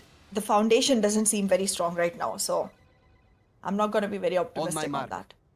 Panda, however, with the Hunter's Fury Online does give me the chills because this man has been single-handedly Spike down. outstandingly performing for a while now. Oh, paranoia! So Player I standing. expect good game from him, but You well, should run. up but pretty late. It's a 1v2 now. Wait, coming in with a backstab, Spikes down. and the Killjoy turret is placed though. Question is, Area's clear. okay, Wimp is expecting, but the problem is he's coming in from a shot, and the turret is placed for CT and not for. Oh no, the alarm bot was placed obviously. Now they will be aware about the fact. Noob is waiting. He needs to go fast. Whatever he needs to do needs to be done really quickly. He doesn't have that time. The nano swarm's being used and Disease. Cover I going thought out. the round was covered, but then they couldn't. The paranoia connected so well that they just ended up, finding 2 easy picks over there. So both the players were stuck in that similar situation, which shouldn't have been the case though. Down A. And hey, Right, I Envy. feel like Last player I mean, he should have connected those blades. exactly. However, I do believe that this particular round could have gone much more towards NBS. They had the Hunter's Fury Online. They could have actually tried to go in for a much better approach, but losing members that early on into the round is not resulting in a favorable, decision for the side of NBS currently. However, talking about Rising Esports, it seems like they are in a rush to finish this map because they too want to take it to Icebox and freeze their victory in there. Because Yeah. the way they're playing, the speed with which their ultimates are coming online one after the other, the way they're using their ultimates, and specifically Wimp in the last Calling round, my bot. that Killjoy setup was prime. It was just impossible for the side of NBS to do anything to win that. Now they know that they're coming in towards the seaside. Oh, Som! He connected, but Brute did manage to connect. And the Rolling Thunder is committed. C. Now this round seems possible. They will recover the weaponries. Disease From the shadows is available and as what for Noob. And that is why he's 30 running seconds in left. and not using the from the shadows. It's gonna be obvious. One of the Omen will commit it though. Yeah. He comes in towards the oh no. He came in towards C. Wow. That is a big brain play. Wow. And the problem is 10 seconds oh, left. wait, somebody is coming from long. And is the alarm bot placed? The question is that. Will somebody expect? No! The timing was Don't so hold the good. positions though. Yeah. The woman has an outlaw. One enemy remaining. Oh, he connects. Gets the first. Now the position of Wimp is completely revealed to one tap God. I'm trying to see where he tries to approach it He from. doesn't have time. He doesn't have time Doesn't for have this. time, plus the turret is also there, so it's not gonna be an easy move. I don't Just think run. they'll even get the frag. Just run. Yeah. Too much overthinking from one tap God. Recalling my box. He should have, done better over there, but okay. What's done Could is have just done. gone from long, I think. Correct, That exactly. was the first approach, yeah. This was just a immaculate round from the side of RIE. As I mentioned in the earlier stages itself, NBS, the problem with them is they don't have very good macros. They do make good micro adjustments, but the macros are very weak, and that is giving way too much room for RIE to go ahead and Correct. claim the spot, Correct. put the plants, keep their economy up. They are literally standing on the throats of NBS right now. Exactly. I still feel that they need 4 to 5 rounds on the attacker's half, and they will be set for their swap, because this is where things become difficult, right? Defensive half is where it's difficult to convert rounds. Oh, noob! He expected that thing from Envy, and the Hunter's Fury being committed, but should have been committed much earlier. Will he find a value? He missed. Hunter Fury. Ooh, Romeo! This time he doesn't make any mistake on Wimp. It was pretty accurate. The recon dart did come in. Oh no! You do not want to make these mistakes! You do not want to do these kind of mistakes. It's a 1v2 situation. One guy doesn't have HP. Romeo is waiting, and Romeo didn't want to take any chance. He was just pre-firing that angle. Well, these situations are very tricky. Because you do the hard work, and just when you throw it away, or on the verge of throwing it away, it just breaks my heart. This is exactly what NBS needs every single round. This is one factor. If eliminated, they have every single opportunity to win. And what is that factor? Taking Envy out. If Envy is not in the game, they are easily gonna be able to make it through. Look at every single situation, the way they performed. Having one less person to worry about is a boon, but specifically that one person being a completely uncontrollable, very well balanced agent, by the way, is okay. As I was saying, very well balanced agent. Spike down Flash will come A. in. Flash will come in. Yeah. Flash, relay bolt, everything being used One on Panda. enemy remaining. He had no option whatsoever. Som also being compromised. And they will just go in towards B. Oh, that was a brilliant move. That was brilliant, actually. And whenever you have a Neon, you are able to do these kind of stuff. And that just makes life more difficult. Okay, I thought the plan would have gone more earlier. He just waited. No, he'll come in from C-Link. And he'll find actually, Disease. Oh, Disease! He was deleted from the lobby. He will wait for Envy though. I think he should just stay safe. Save the weapon. Just save the weapon.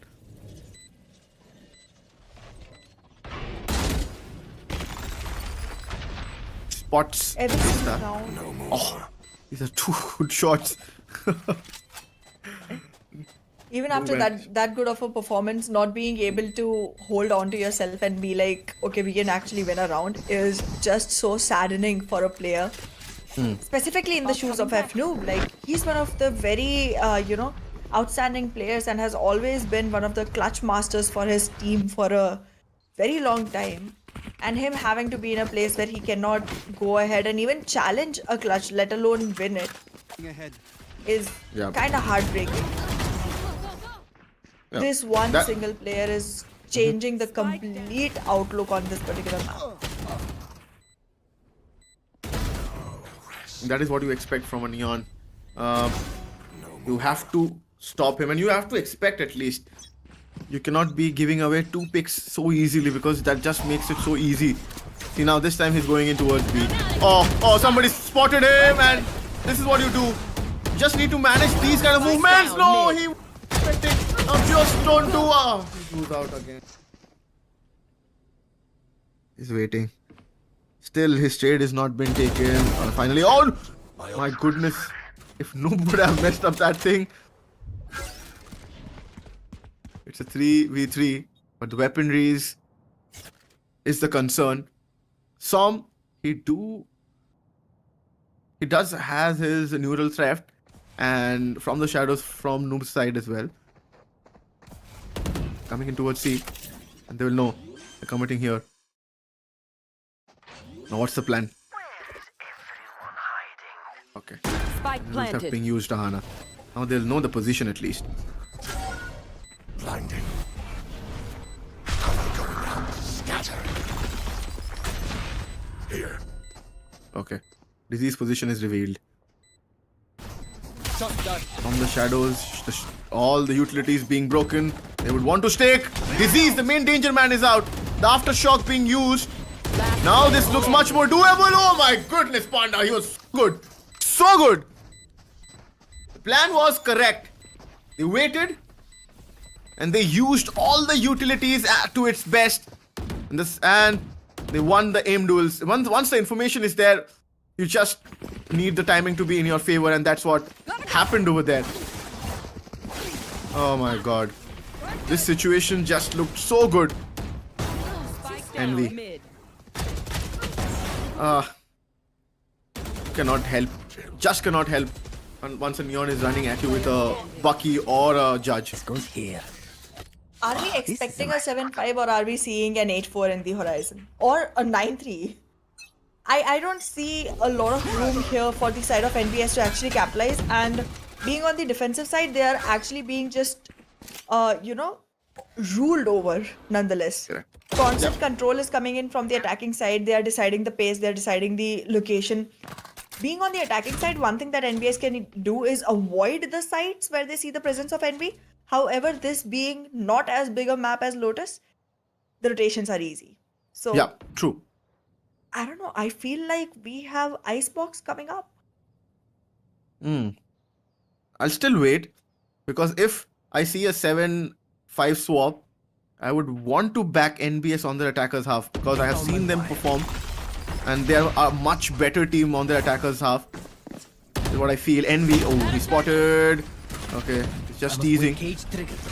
The camera finally being taken out, but Envy this time was not able to take one player down. Override being committed, but this entry is denied.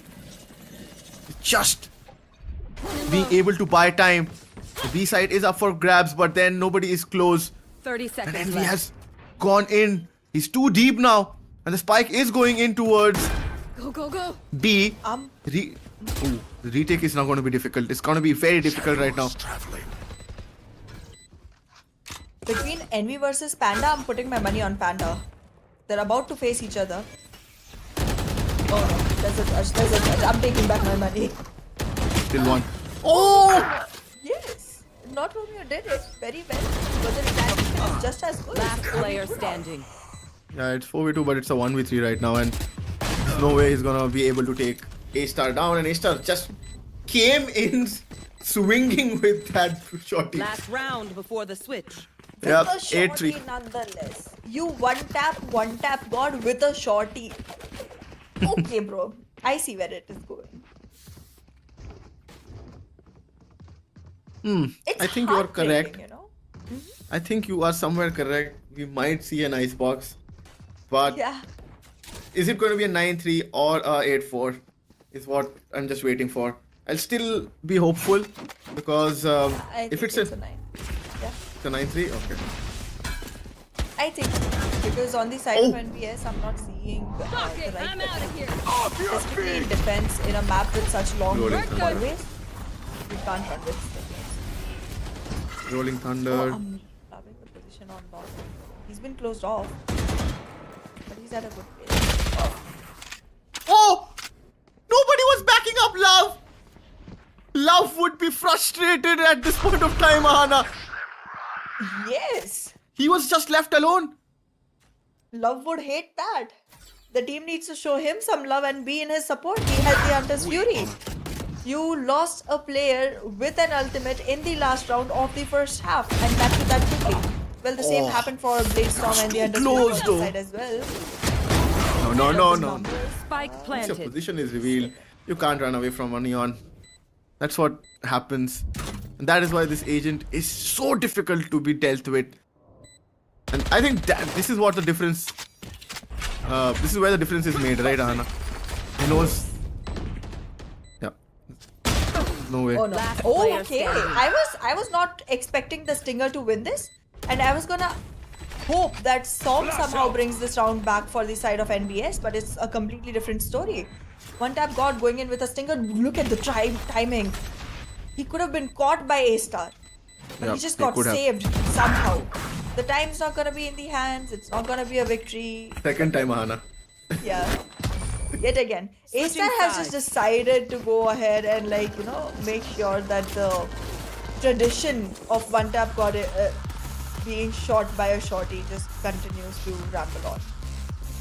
I think this map is done and dusted. It's going to be very difficult from here back because the way they have played their defensive half and the way Envy is making the difference, right? With that agent is what this curse is not going to be activated and is what I feel. And Rising Esports are going to comfortably close out on this map. And NBS will just feel frustrated that after winning the map on Lotus comfortably, they couldn't even put a fight. They still have time though. They're still, but then we are speaking facts, and this pistol round will obviously decide a lot. Because if they lose out on this thing, it might get over before even we think. See, the one and only thing that can actually work out for the favor of NBS is the tripwires. Yeah. Because you're on the attacking side, you decide which side you want to go to, how you want to execute, and your tripwires could be something that stops Envy. But how long and how many times can you stand tall on that? Because in the end, the first move has to come from the side of NBS to at least make it into a side. So I don't know if Som is able to turn this game around, if Som is able to pivot this overall scenario. There's a possibility I see, but yet again, as you mentioned, this is definitely going to be very, very, very close to impossible for this 9-3 to be a curse or an Uno reverse. Fair enough. But they need to play out of their skins to win this game. That's for sure. Not going to be an easy job. Neon's position is revealed though. A good recon. Love is waiting. He hasn't used his recon though. Cage triggered. Okay. Alarm bot being destroyed. Some doubts being created in Wimp's mind that they might come into C also. But they're pretty sure that this is an A hit. That is why these guys haven't moved an inch. The blind came in though, and the information is now there with them. See, a breach and a Sova also to help with that. You have a neon. The A side is gonna be very, very difficult now, Ahana. So difficult. I don't think A site is somewhere NBS was trying to commit anyways. I think they were just trying to get the utils drained a little bit. Because soon as the utils started punching out from the side of Rising Esports, instant switcheroo came in from the side of NBS, and now they're moving in towards side C, which they know for a fact is almost empty unless they start facing people. But with the spike down, it doesn't look 30 like a good seconds thing. left. Last player standing. Whoa. This man is not stopping. He's on a roller coaster. Exactly.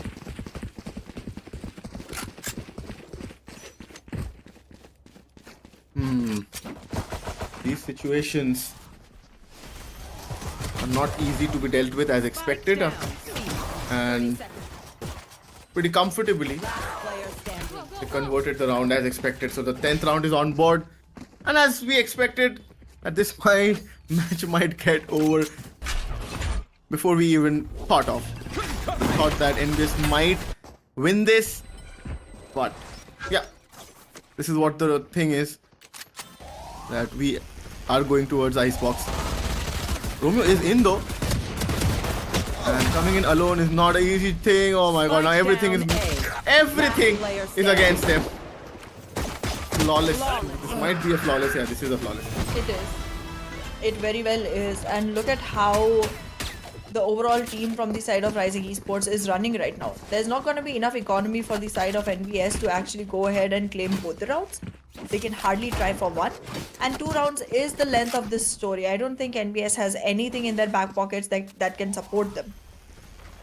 This particular round, there is going to be a weaponry advantage that they can climb onto, but that's not going to ride them too far. Because no matter what the weaponry, soon enough, Envy will be back in with his overdrive. The moment he is, things are going to change. And nonetheless, even though we are constantly, reciting the name of Envy as the one sole point of contact for the side of Rising Esports, Vim is also doing his due diligence by constantly using his abilities to the best. Down. C. One enemy remaining. Are you kidding me right now? He said this could be one round where NBS wins because of the weaponry disadvantage and everything. I gave a whole scientific research of why this couldn't be the best situation, and look at that. NBS still manages to get the worst side of it. And we easily took some down, and the 12th round is on board. It's match point, the second map, and from here it's a climb to the Mount Everest for NBS. If they want to win this map, it's going to be very difficult, because I think the motive, or not the motive actually, they are just lost. They just lost. They're looking underconfident on this map. Whatever they're trying to do is not working in their favor, and this just becomes more difficult for them here on. And now Icebox is just gonna give a fair chance to both the teams, because it's gonna be a best of one situation. Okay, Romeo comes in. Oh, directly he slams in onto Envy, and Envy doesn't make any mistake. Entries are denied. Envy is just going in. This is why Envy was picked, right? He has overextended, but you cannot use Oh, this is that an ace. exact term. Is he coming with an ace? Kills. The one was taken by... Oh, he's just pulling. Yeah, it's Yeah. just Vimp and Envy Defenders together. win. 3 for Envy, 2 for Vimp. Easy peasy victory for the side of Rising Esports in the second map, going completely against whatever we came up with, being similar maps, similar playstyles, this, that, every single backup reason just put back into the back pocket to be used in the next tournament with next teams when they go for the same map picks. But for this one, it didn't work out. Okay, it didn't work out. Yeah, exactly. It did not work out, and it did not work out in this fashion. That is something I did not expect. At least now, after seeing Lotus, I would say Rising Esports did better over there, considering the fact that that was not their map pick, because the map they were confident about, they literally dominated. Now, Icebox brings up a different new challenge for both the teams, actually, not only for Rising Esports. But usually, when a team is making a comeback, Ahana, you usually want to back them, because that's where they are more confident. At this point of time, Yes. a team will go onto a map with a losing situation, and one team is coming in with a win. So yeah, you can understand the situation over there. But talking about this map, I think it was Envy. It was Envy. We have to accept the fact that he was the player who created that difference on their attackers. It was so frustrating. Single-handedly broke the backs of NBS. Correct. In the previous one, NBS just went ahead and spooled Rising Esports, and in this one, Rising Esports showed them which kind of a disruptive student Envy is. He can take his comebacks, he can take his challenges up against all the teachers out there, and every one of them is just waiting for this class to graduate. NBS is not in the mood to see them again, but Rising Esports is still gonna go ahead and take one more toe-to-toe battle with these people. Yeah, correct. These were those rounds where, NBS didn't have any clue what was happening to them, and they were not given an inch. And obviously NV was so good on this map. Not only with his shotgun, he was also using Guardian, he was using Vandals. So yeah, he did it all. I don't think Envy was using anything. Envy was constantly abusing everything. That's the right term, I guess. Correct. Because when You you start can- bullying everyone at the playground, Correct. this is how you call it. You can't just be like, he's using the weapon. He's abusing it. He's constantly getting frags after frags. Not only taking away those pixels from the screen, but also the confidence from the player sitting in real life. This is just heartbreaking. And he was, just helping his team also. There was a situation where I saw, his relays were used, and those are good stunts, right? You have an agent like a breach, and your neon is just helping you getting those entries and those points. So that's just an extra something extra which you get, and that is those moments where things just falls in your favor. True.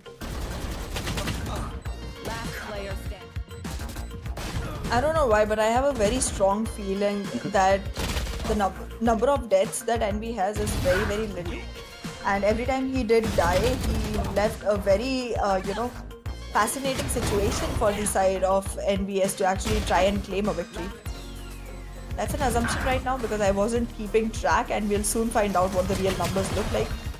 But yes, here was a 9-3, which everyone from the side of NBS and from their fan circle would be wanting to be a curse. It just wasn't. Not today. Not for this one. Not against the Neon. Yeah, we expected that even if the score is 9-3, you have to analyze or assess the situation or the current, momentum what the other team is going through. They're not able to read what Rising Esports were doing. They were completely bamboozled. And as you said, rightly said actually, that NV was abusing on that Neon. This just shows he just went in 2 times and just fell back and waited for Wimp. He came in and he just swiped the last frag, and it was a clean victory, 3-13, a round difference of 10. That showcases the domination from Rising Esports' side. Can you look at NB's KD? Yep. Just saw that. 3. Clean 3. 27 kills and only 9 deaths. Yeah. And if you take a look at Impressive. NBS, other than FNoob, nobody has double-digit kills. This is how sad the overall map was. I mean, we thought the scoreline on the previous one was very wonky, but this is biased. This is a corrupt scoreline, man. 13-3, how did that happen? That was against a team which just beat you in a map with exactly the same dynamics. This is unbelievable. The performance coming in from the side of Rising Esports has been impeccable. Obviously, all of us adore Envy, but can we for a second also talk about the fact that Love did not show up the way we needed him to? Yeah. But I mean, Love obviously could not flourish on this map. But then, when you're on the right end, you can just have a smile and just think that the next map is where I find the flow and I become the difference. How just Envy did it for Rising Esports this time. And on the other end, see, every player did try their level best, but then we have to accept the fact that Rising Esports was so good on their half, and they were so good that they did not even give them a chance. That is right. The way Rising Esports was playing was constantly looking like it was a revenge matchup for the last map. And they took it good. They served it cold. It tasted sweet. It was exactly what revenge is supposed to be. Yeah, correct. And I think it's time for us to take a short break, and after that break we will be live with the last map where we will find out the champion Test of Valor.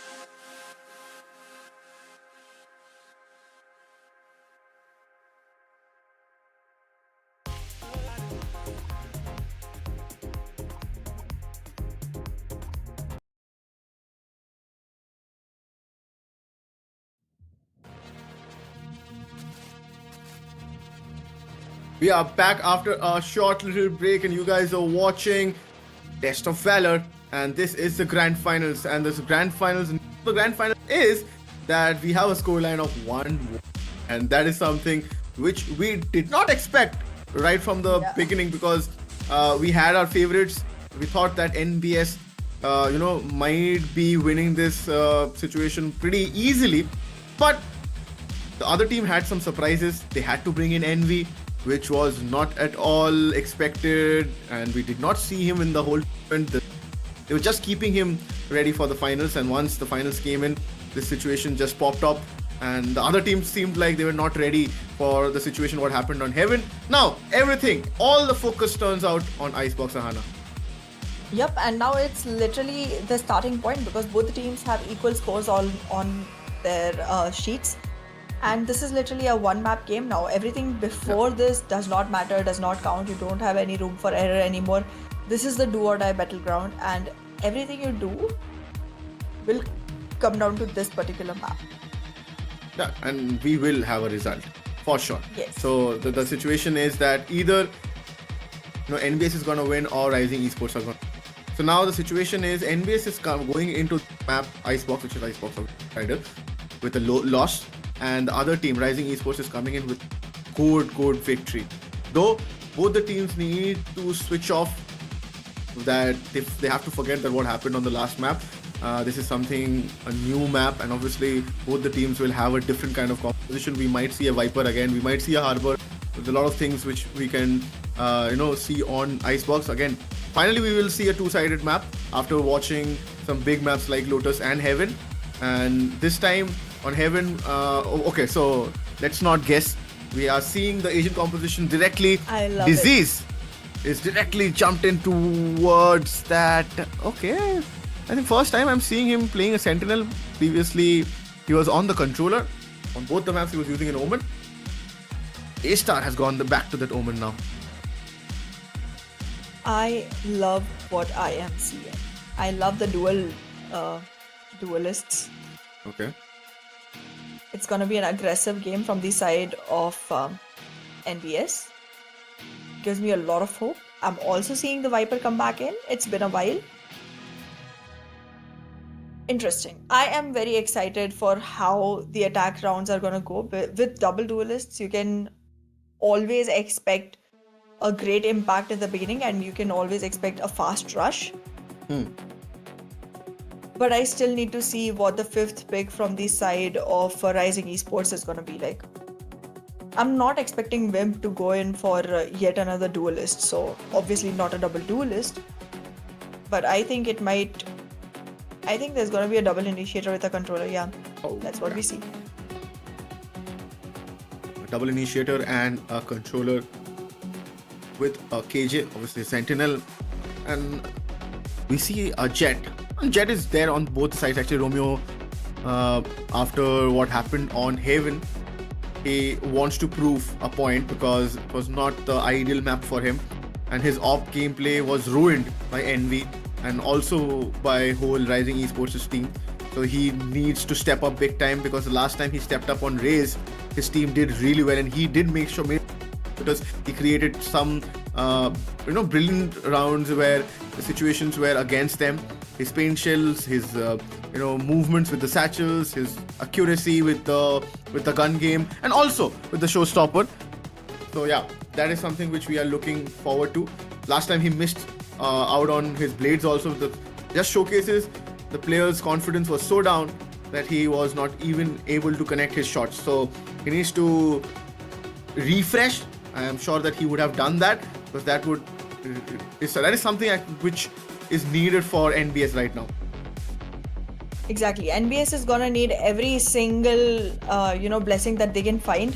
All the players need to go back to their drawing boards, find out exactly how to execute this one.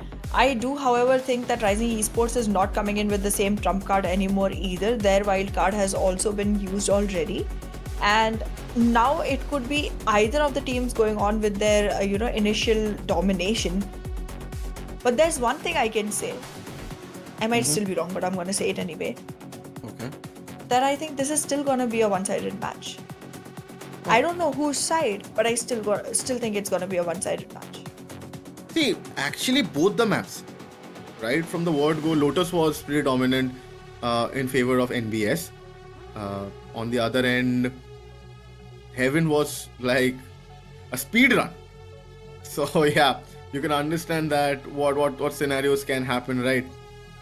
Specifically, I'm being hopeful again that NBS or either Rising Esports whenever the match starts, because I think the news from the back end is one player has DC'd. Once he is back, we will begin with the proceedings. Today, Hana, we have seen all the three maps as the attacking favored maps, right? Right from the word go, it was Lotus, which was again an attacking favored map. Heaven was attacking favored, and this is also attacking. So a lot less room for players on the defensive half. It's completely a torture box on all those three maps. It's very difficult, and that's where the games change. Those are those moments, those are those situations which you need to play and play better than the other team, so that on the attackers half you can completely dominate and just shut them down. Yep, I agree. I just realized one thing though. From the side of NBS, even though we are seeing a double duelist show up, the only flasher is Reyna. Yeah. I was for a second thinking that they'll have way too many flashes to be able to go ahead, but they did not pick a initiator that can do that for them. They could have gone for a KO, for a Sky, something that would help them a little more, because entry is something that NBS requires very much. But let's see how much they're going to be able to wiggle around with the only supply for flash coming in from the side of Reyna. And that's not the strongest flash in the game. Exactly. And considering the fact that these guys are predicting that they're going to come towards right, and the KO flashpoint is pretty frustrating, just like how a breach or a Sky flashpoint is. So yeah, okay, one player is spotted though, and this is a one-way. Also the knife being deployed. Oh, Envy! He has to be flushed. Oh But my goodness. this is a complete domination coming in to all the three players who came in. Now, okay, the fourth one also goes down. Actually, the third one goes down. Love and disease. He's running in. Sometimes you need to stop. One tap god. This time he didn't miss. Yeah, no. I just cannot believe what I saw. There was complete information on the players from NBS as they were walking in from the boxes. Rising Esports knew who's coming in from where. They could see the pings. And they still failed. Last player stand. And failing is fine. They failed that bad. They could only take off one player from the opposite side. Alarm bot out. This is a remarkable start. See, one thing is for sure with Arena and a Jet, they will be aggressive. Okay. They know that they're again coming in fast. A dash is being used. A lot of space again. Wimp. Information is being passed. Rotation has to come in very, very quickly. The Viper wall just helps them. This is where the difference is going to be created. The spike will go down. Oof. Tom. Too good. He didn't even go out, opt for a gun. He just went in with that pistol. And he converted. Oh. A slap on the face. Hanna would remember it for a while. I do love the fact that Som did not get greedy at all. He had lost a big chunk of HP, still did not try to go for a heal, and instead just went for, dismiss instead and made the best of it. That was a very wise decision, but still one that is not easy to make. Sometimes the right thing is also the difficult thing to do. And he did it. Good discipline on the man.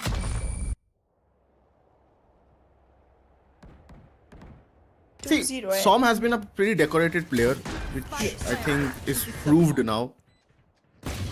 Even when things were not going good for Rising Esports on Heaven, he was the one, Ahana, on that Cypher who was still fragging. and getting those important picks, and he was connecting those crisp shots, which just showcases the confidence of that player, regardless the You're team right. is doing well or not. Exactly. So yeah, you're right. I think the Reina pick coming in from him just helps the team much more, because he's going to be the player who's going to go in, and you can expect more or less that the player will go in and get those frags. Exactly. I mean, it's NRG song. What do you expect? He also did the same Oh, thing for NRG. okay. I'm kidding. I'm kidding. I'm kidding. But yeah, he is a very good player. And we can obviously see that in the game. However, Oh, no. my first Oh, point no. of excitement right now is Romeo, because he is going to be on the Blade Storm very quickly. I mean, Bandano! Thank God. Yes, please. Spike down A. Last player standing. they did see the poison cloud coming in, right? And they covered the turret. They should have expected that nobody was watching kitchen, right? And there was a free entry given to Som. He just came in and took that player down Spike so planted. easily. I'm sure Envy would have been frustrated that why wasn't the information being given to me? And if the information was passed on, he should have been the one watching our crisp. Now Romeo and Som both in tandem are firing all cylinders, and the signs for Rising Esports. Once that thing goes in and once that momentum starts flowing, we know what happens. We have seen it already on Lotus. We have seen it in the semi-final. Yeah, be very careful. Down A. That they have to be. The Blade Storms are online as well, and very soon the Diva, the Empress, is gonna come on as well. So I'm expecting a very bombastic round coming in from the side of NBS, because this round is easy peasy. They don't have to invest anything in this. But the next one would be one where Rising Esports gets the opportunity to actually take a fight. So nullifying that will be great. However, NV right now trying to change the narrative of the story. He had to back out, and that is exactly the advantage that NBS was looking for. But the thing is, what is Disease trying? Here. Oh, not actually Disease, actually. My bad. Some kind of counter was required. Some kind of aggression was required, because if your Jet is just playing from the side, it's not going to help you. Because these guys have two duelists who are just going to constantly keep coming at you. Okay. Then came in. The right corner has to be checked. Oh, he will check. Oh, nice. Som, but his position was revealed. The recon was not broken. Oh wait, Romeo, please, my friend, you need to watch. You need to watch. No, it was just overcommitment. Toxins going up. You cannot. These guys don't have weaponries to deal with. Be very watchful. 30 seconds The left. crossing. Balls got messed up. No. Oh, they're making sound and pushing in. One tap God and F noob. Just watching each other's back. Oof, one tap God. This time he did not make any mistake. Disease doesn't have HP to work with. Oh, they bottle left the corner. 10 Oh wait, he seconds did left. not plan. Efnum knows it. Efnum knows it. This was an exciting round. I'm sorry. We both kept cutting each other. Yeah. More me than you, but it was just an exciting round. Can't help it. NBS. This is the kind of momentum they were looking for, and they've just got it. Securing the 4th round, and that too without even giving anything in return, is something which they were looking for. Specifically, that just shows that 13-3 scoreline did not even help anything. Like Yeah, they are NBS just the same. They're just the same. Exactly. They did not even get a dent on their confidence. I was sitting here believing that they're gonna be so broken in this one, so upset and so deep down in the grave to be able to come back out. But look at this. Okay, I am scared of how Wimp is gonna be able to make those frags. But well, they did push him. The secret position still gets taken down. This was an important frag for the side of NBS, because if Wimp was gonna be able to survive this, they would be in a difficult situation. Oh, Som is still alive. He is on that Empress. Envy. His flash is used. Som is still waiting. He'll spot one. Okay, now this guy can be. Here. Oh, he knows where the outrun came from. Yep. He knows that. And he's just waiting for the player come in from mid. The recon won't give any position though. He's not overcommitting. He's still waiting. And until unless Storm is cleared out, they cannot go in too close. Oh no, that was not required. Look at Storm. He's just doing it alone. Yeah, he gets another one. His position. He knows position. Oh my god. Wow. He just dismisses and dismisses disease also. It was all Storm. It was all Storm. Wow. I mean, why wasn't he given the duelist earlier? Breathtaking, I guess.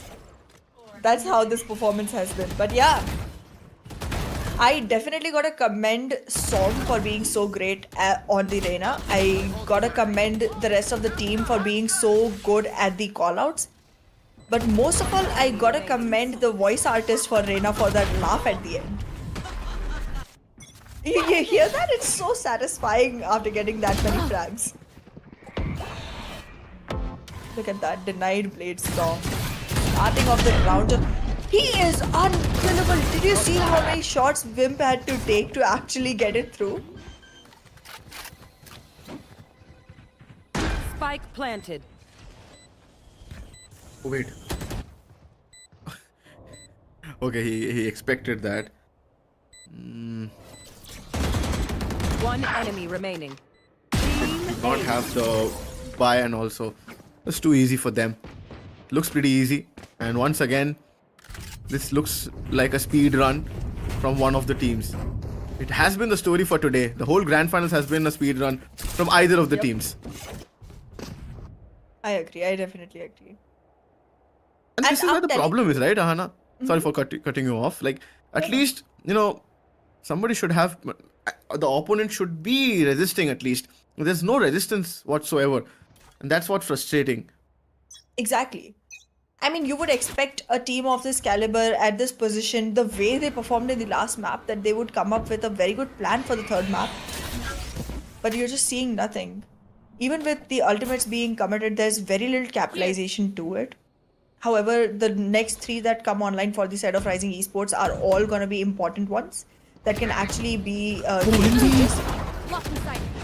Good job from the side of NB. That was a Still very there. crucial Still angle. there. Oh, he expected. Are you kidding me? That's so good! I cannot believe what I just saw. But look at how easily NBS has been able to equalize the numbers still. Yeah.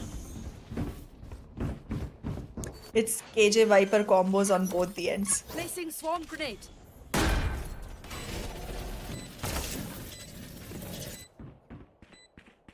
Disease and Wimp, they need to communicate. We've seen this position before. We've seen the kind of fight that can be brought in at this particular place by NBS. The way the players watch each other's backs is very crucial to how they win. And these mistakes from the side of RIE are just not okay. You don't give an individual battle to anyone when you're in a 2v2 after being in a 6-0 position. Never mind. Oops.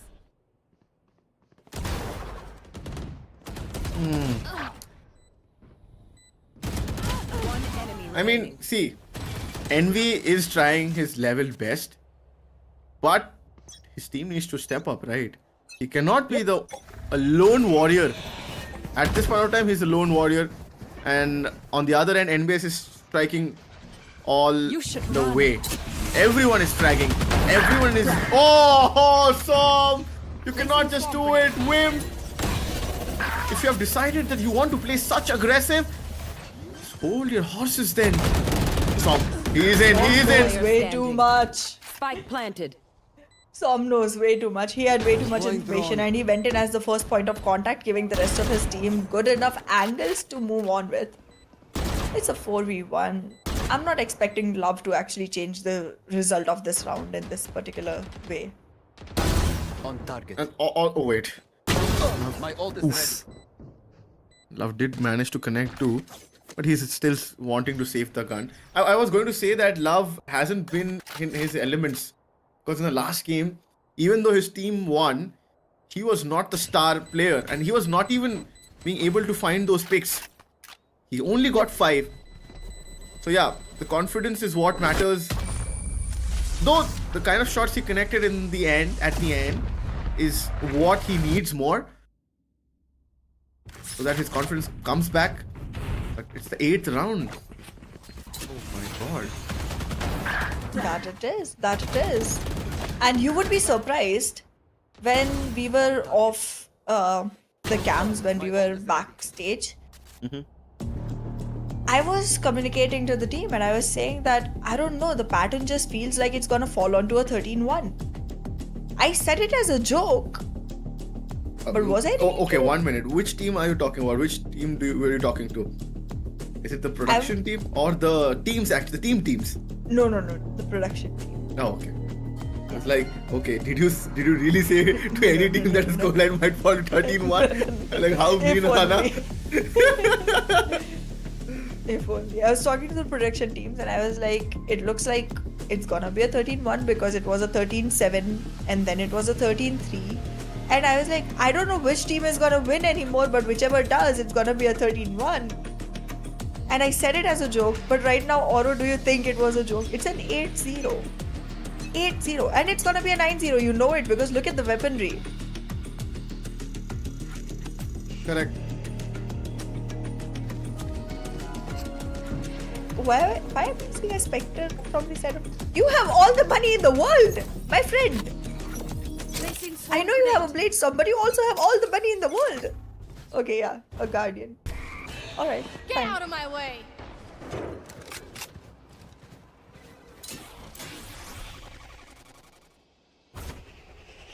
Look at those Okay, the blade protective storm is out. measures. No charges left. And the outburst being used. Oh, slap! A little slap. And we knew it. Finally had to Yeah. bring in the shotgun. But then wait. They're not committing towards that side. It's the other way around. Once just again, didn't a find fake a- being sold. Yeah, Hannah. Yeah, I mean, on site B, we just saw Romeo just go to find a few picks if he can. It was just a gamble. And I think that's the reason he went in with the weaker weaponry as well. Scanning ahead. But look at the rest of the team trying to collect the pieces very magnificently. They have still not lost their ground yet. It's a 3v4, but it's on a retake, so they're already on the advantage. Okay, never mind. That's gone now. The Viper's bit is Player online. standing. Never mind.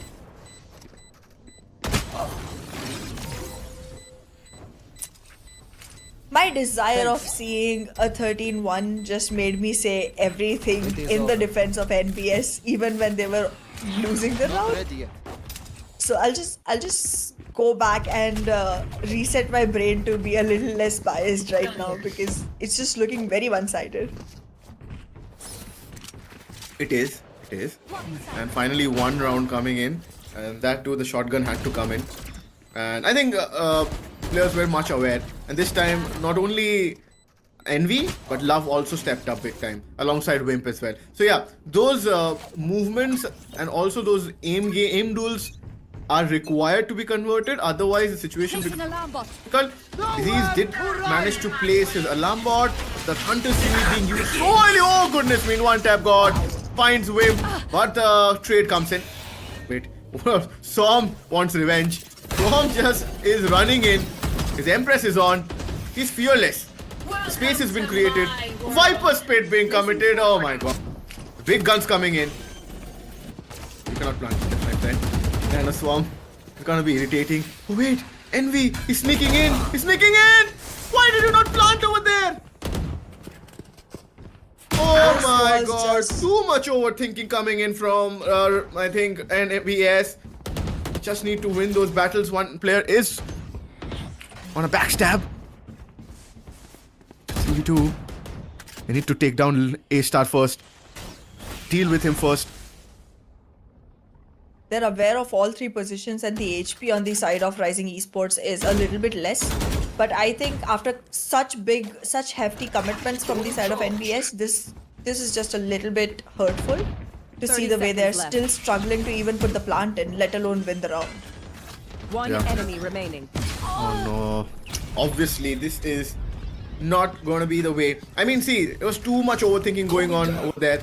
They had the utilities, they had the ultimates over there. They committed the Viper's Pit. Obviously, see, the Nano Swarm did not allow you to plant so much comfortably, but then once you're trying to plant, you did not have to stop again and climb up ahead.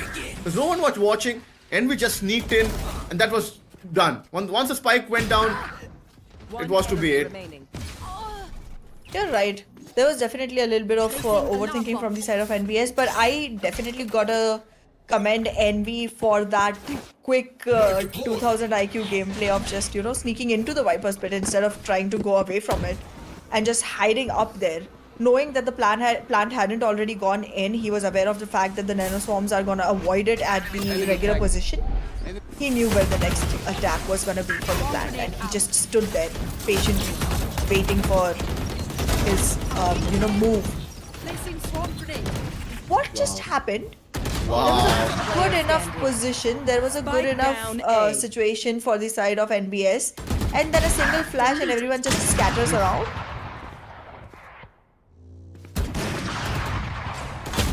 Wait, how many shots is he gonna miss? Oof, Panda still connected. The shock dart came in as a savior. Yep. Wow. Last round before the Okay, it's switch. not a 13-1 at least. That's what we know so far. I mean, Anna, you need to stop saying that right now. I think you are the one who's jinxing it for NBS right now, is what the fans would be saying. You're like, The Anna, moment please I stop it. said- Let the things go as it is. Right? The moment I pointed it out, they started losing rounds. They haven't won yet at all after that. Like 8-0, and since then it's an 8-3. But no, I think we will still reach the curse scoreline. So let's see. Oh, you're sure that it's gonna be a 9-3? Okay, Yeah. let's see. Unless Envy finds something. Okay, the Owl Drone might find. Yeah, the Owl Drone will give them the information. Som will be. Wait, he is in. He's in and he is spamming right now, trying to find something. The retake will come in. The Blade Storm is activated from Som. No, not from Som. Actually, Envy's side. Oh wait, he misses again. Oh, Disease jumps in. Disease gets the second one. Wimp gets the third. This looks like a very easy retake. Noob doesn't have HP. Envy connects the Blade Storm. Okay, Panda, he doesn't have the HP to work with. 5 HP and 3 players running at you. The scoreline says 8-4. I was just jinxing. Okay. It was calculated jinx. Switching sides. I'm kidding. It's a good way to state it, Anna, after the things that done, right?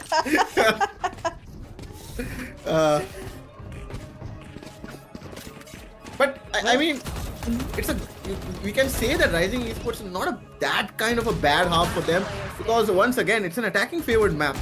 You as a defensive on the defense side, you need 4 to 5 rounds, and that's what they got.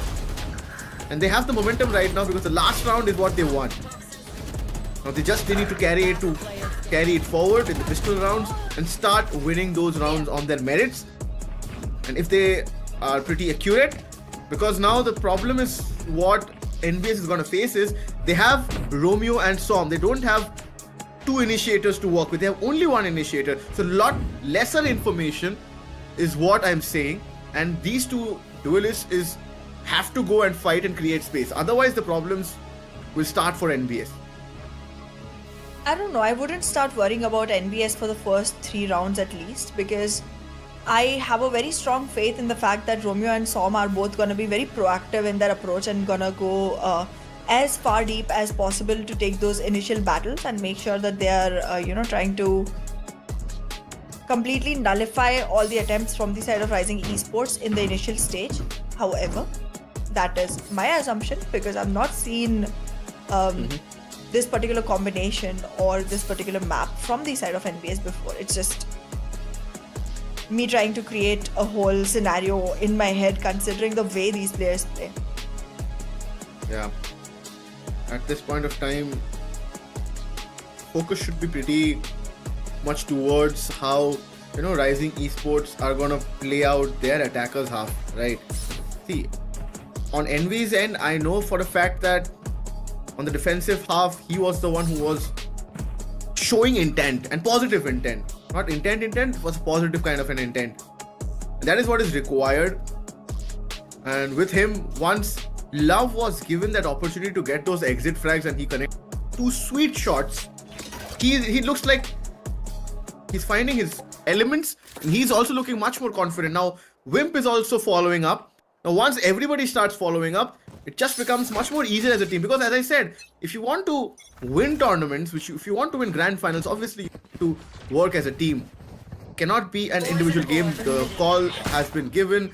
Okay, he'll break the knife. Recon is also there, but Wimp is in from mid. Nobody was watching, obviously. Headshot. But Panda, he stops Disease from making any more inroads.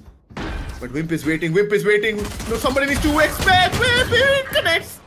But then, no more damage done. Love is also ahead. He's expected though. No, my friend. Those misses. The recovery is good. The recovery is too good. They had their moments. And Rising Esports, you cannot ask for anything better than this. After you get those kind of spaces, you should be winning the round. You cannot mess up these kind of situations. It was a complete mess up. After you get the plant, after you get the first pick, it shouldn't have been 9-4. It should have been 8-5.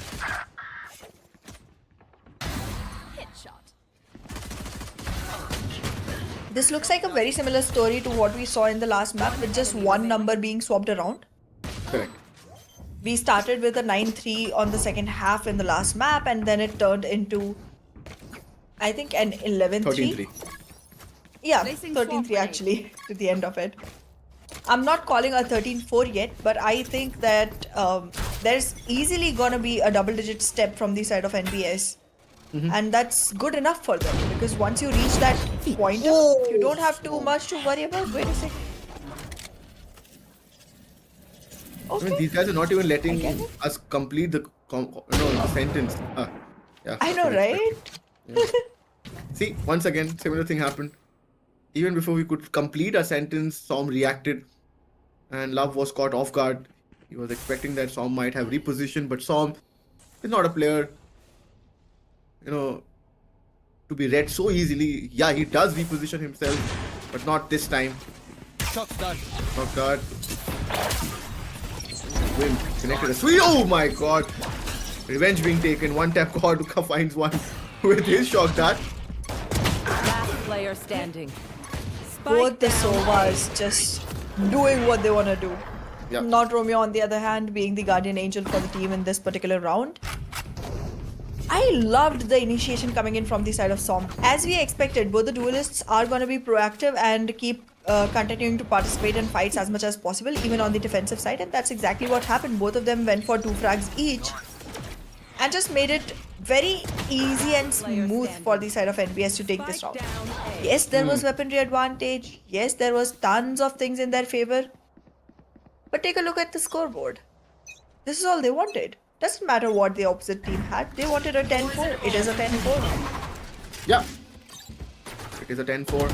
But this time, okay, Wimp was waiting. Wimp, this needs to be expected. Somebody needs to stop. Oh yeah, now they will spot Wimp. Once the damage is done, Wimp will completely shatter. The bonus round is not going to be easy to convert. Oh no, Panda is gonna Enemy remaining. Flawless. Yeah, it's flawless round. Cooling down. It's a 10-5 score line. And they needed to make some changes, right? See, Icebox is a map where a lot of rounds, a lot of things can be done through mid. But I think both the teams underutilized the mid area.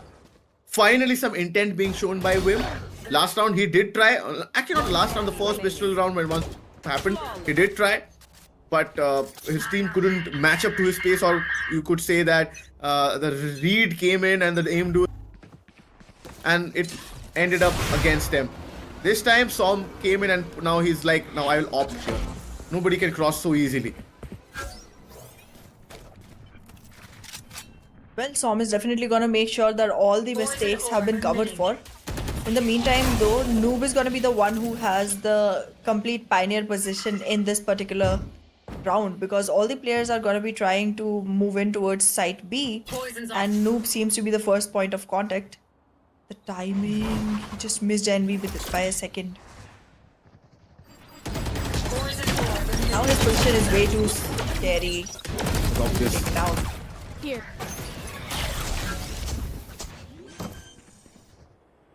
No. Toxin screen Tom down. is ready with the op. The spike hasn't gone down yet. The reveal will come in. Now these guys are stuck. Oh no! One tap got all the time in the world to take Envy down, but still Envy recovered and took him down. Disease takes Panda down. They're just falling off. Spike Falling off planted. too easily. Look at the fight going on towards the boilers. Romeo tries to spam, but it's not going to be an easy retake. Both the duelists fighting out against Last four player of standing. Rising Esports players. Now Som, I think he needs to save that op. Oh no, it'll be taken down. The op is out. Oh, this makes it interesting now, Ahana. Snack Yep. time. Sorry. Only The one. economy on the side of NBS is now not looking good at all. However, they do have the Hunter's Fury online. They will very soon have the Empress to go around with as well. So with those two in hand, they might be able to make a few changes around it. But then again, with the Marshal, I don't think Empress goes hand in hand.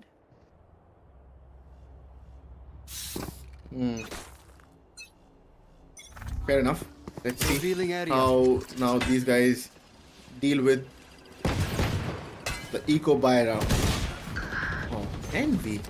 He came in, Poison orb emitting. took Som down with sheer confidence. Oh, what? Envy spammed and just went away. He was expecting someone to just creep in close. Still checking the corners. And then that's why not committing. Because they know somebody is there. Yeah. Expected. Still expecting someone. They are still not committing. Which is so good. Yeah. A fine. Last They did player the good standing. part. Only one. Good for one. Romeo is waiting with the Marshal. Not here. Okay, the spike is gone out. Spike down A. Can a difference be created? Oh no. I Doesn't don't have the think so. weaponry to go with. 10 to 7. Slowly closing down the buffer. That's true. The wiggle room is going on shrinking for the side of NBS. If they want to win it, this is the time because in 3 rounds, Rising Esports will be at an equalizer Yeah, if NBS does not start picking up their pieces and convert it into a victory now. correct. Bit by bit, every single inch is making it more and more possible for Rising Esports to actually push this to an overtime nonetheless. Let alone, reaching the equalizer. Oh no, this is going to be an A rush. Looks like a wrong read. They've stacked up B. They need to collect the information as soon as possible. Someone needs to watch mid as well. There is a KJ watching. But look at Som. Oh my god, he's walked in so close. Now, will he go all the way? That's the question. Because if he goes and if he finds disease, might be a possibility. But they know now because Som has walked in. Oh, Toxins going up. disease. Disappointing actually over there from Panda. He tried his level best. He tried to find something over there towards mid. Now they know that the Sentinel is out. And You claimed very well in the beginning of the game itself that it's an attack-sided map, and that's exactly what we're seeing. Every time the attack rounds come in, the teams are just outperforming the other team by such a big scale that you cannot really tell which one is better. correct. And they know that. Oh, Som! Wait a minute. It's not over until it's over. That's why you call it. And unless Som is taken out, you do not want to. Now Wimp's position is revealed, but it's Som you're up against, but it's Last Wimp player as well. standing. He is considered to be the player master, and he is again to clutch this round for his team, and he clutches it. Not even Som could deal with the big brain play of Wimp. 8th round up ahead. I think Romeo made a big mistake. He should have waited for Som to come in. They should have gone together. So many times we have seen that if you want to take a fight, you do not want to go individually against a solo player. Exactly. I mean, where are the trades? Where is the buddy system? Where is the coupling? I'm not seeing any of it anymore. NBS has just gone way too far deep into their own confidence that it's starting to look like overconfidence and cockiness. If they tried to make sure that they were at least taking trades for every time they die, we wouldn't be seeing this scoreline. True. And this is something, Hana, I think they have to fix very quickly. The trade game has to be there. Otherwise, on your defensive half, you become, very, very weak. Already, it's so difficult on your defensive half to convert rounds. The scoreline was 8-0 at one point of time. Now it's 10-8. Slowly and steadily, Rising Esports are making their way in. They have just not given up. That is why I said that this matchup in the beginning, that this might seem like a pretty competitive lineup. Once I saw the lineup, You're right. Both the teams have star-studded compositions in their players, and they are also playing the agents that they are most comfortable with. So obviously we can expect both teams to be at their best. However, we need to find out which one is going to be the one that claims this throne today. And I want to know that today itself. I don't want so many overtimes to be there that it turns past 12. I just want it to be today. I feel like it's not gonna go ahead till overtime. Whoever touches the match point first, regardless it's NBS or RIE. Okay, if it's RIE, then they'll also has the potential to shut it down before it, towards overtime. And same goes for NBS. But then NBS, they're taking their own time. They just want they're playing mind games, which is actually good. Just trying to break the flow of Rising Esports. Timer is off. This time around, look at the ultimate economy on both the teams. Found them. Kill my bot. They have Empress and Hunter's Fury, and almost a lockdown for the side of NBS, and from the side of RIE, we have Bladestorm and Lockdown and Viper's Bit. So at least 3 ultimates on both sides, and what you see past it is too much potential for both the teams to actually become a pain for the other. Yeah. Both the teams had backups. Nobody sees anything. Okay. The knife came in just for an information, and that's what is working in favor of Rising Esports. They have 2 initiators to work with. They have the information. And that is something just giving them a lot of space to work with. See, look at the Owl Drone has created a space, and they couldn't hold out the close quarter angles. Okay, he had to fall back, but it's not a B hit, it's A, where the players are going in. The spike is here once again. He's again climbing up. He needs to be stopped. Oh no, with the stinger. No, my friend, you would not want to do that. Envy is flying. Yep. And he's flying with vivid colors. Correct. The team keeps getting frags after frags, and right now it's Romeo and Som. The last 2 make it 1. Romeo the only one with a Guardian, trying to take a fight that he does not get to win, but he did still somehow. Ahana, I don't understand the strategy where 2 duelists are holding one side and others are playing the other way around. One is watching towards mid. Obviously, it's Panda with his turret and all. He has to maneuver around. But if you want to create space, and if you're trying to create space, at least take your Sova or do something else. Try something else. Romeo and Som playing together is not at all working. See, every time all the 3 players are down, because they don't have a flashing agent to stop, they cannot have those raw peaks going in, right? And Panda's all the toys are being destroyed with a shock dart. Flight. So they need to be proactive is what we are saying from the word go.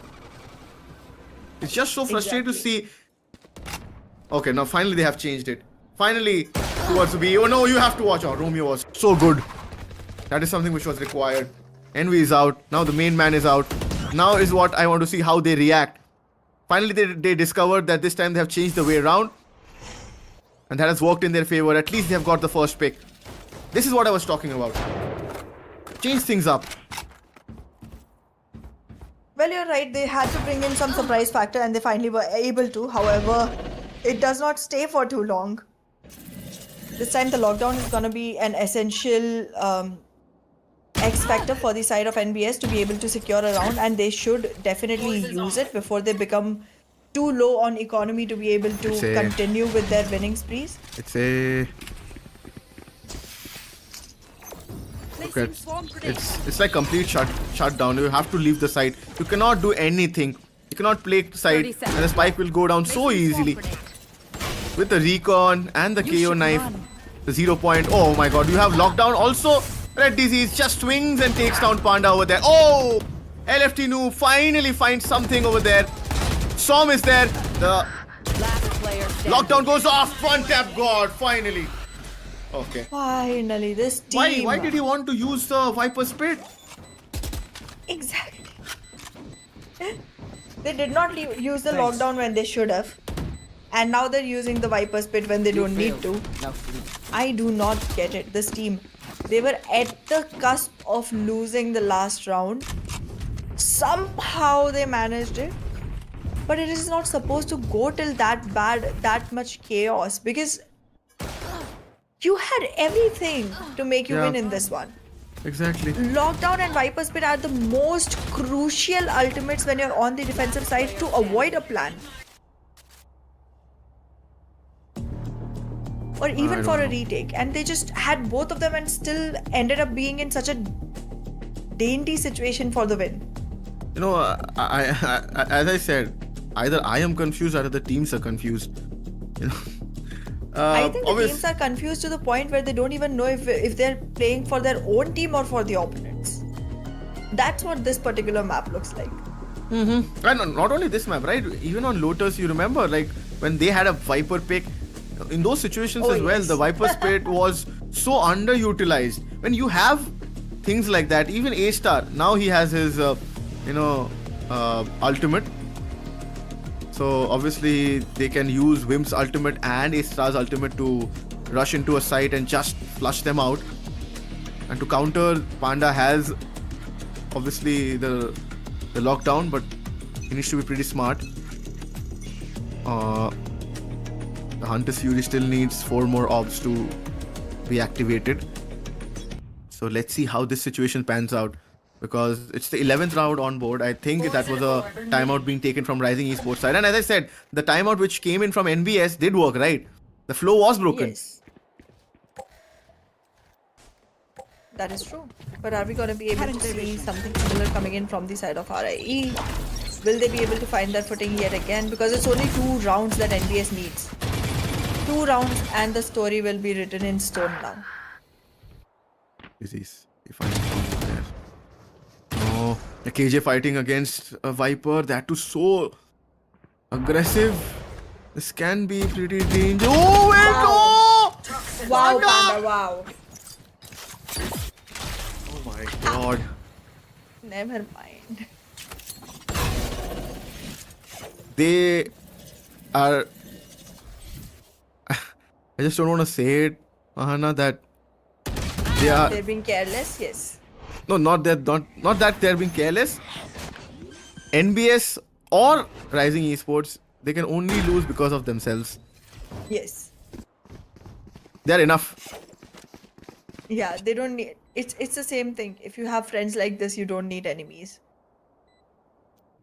They both are falling in the same category right now. They're going for a save. Yeah, they're going for a save. They don't want to commit because they know they have Viper Spit. And it's good that Viper Spit is not committed yet by Wimp. And A-Star did use his ultimate. So that's gone. So the 10th round will come on board. Envy and his team is trying to find out the players. Okay, one guy is suppressed, so one position is revealed. But they won't be able to take any of the gun out, will they? Wait, Klaus burst. There they are. The Klaus burst. Just blocked his vision. I thought, okay, sure. One tap got down. One gun is denied. What good is that gonna do though anymore?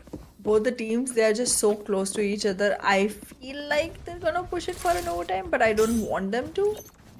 Because Yep. I can understand how difficult it is for a team to have to go through 3 matches. It keeps on weighing down and exhausting the players to the point where it becomes very, very difficult to sustain the coming rounds. So instead of see them fatigued and unable to give their best to deliver the kind of performance that they want to see, I would rather see them finish the game in the first 24 rounds itself.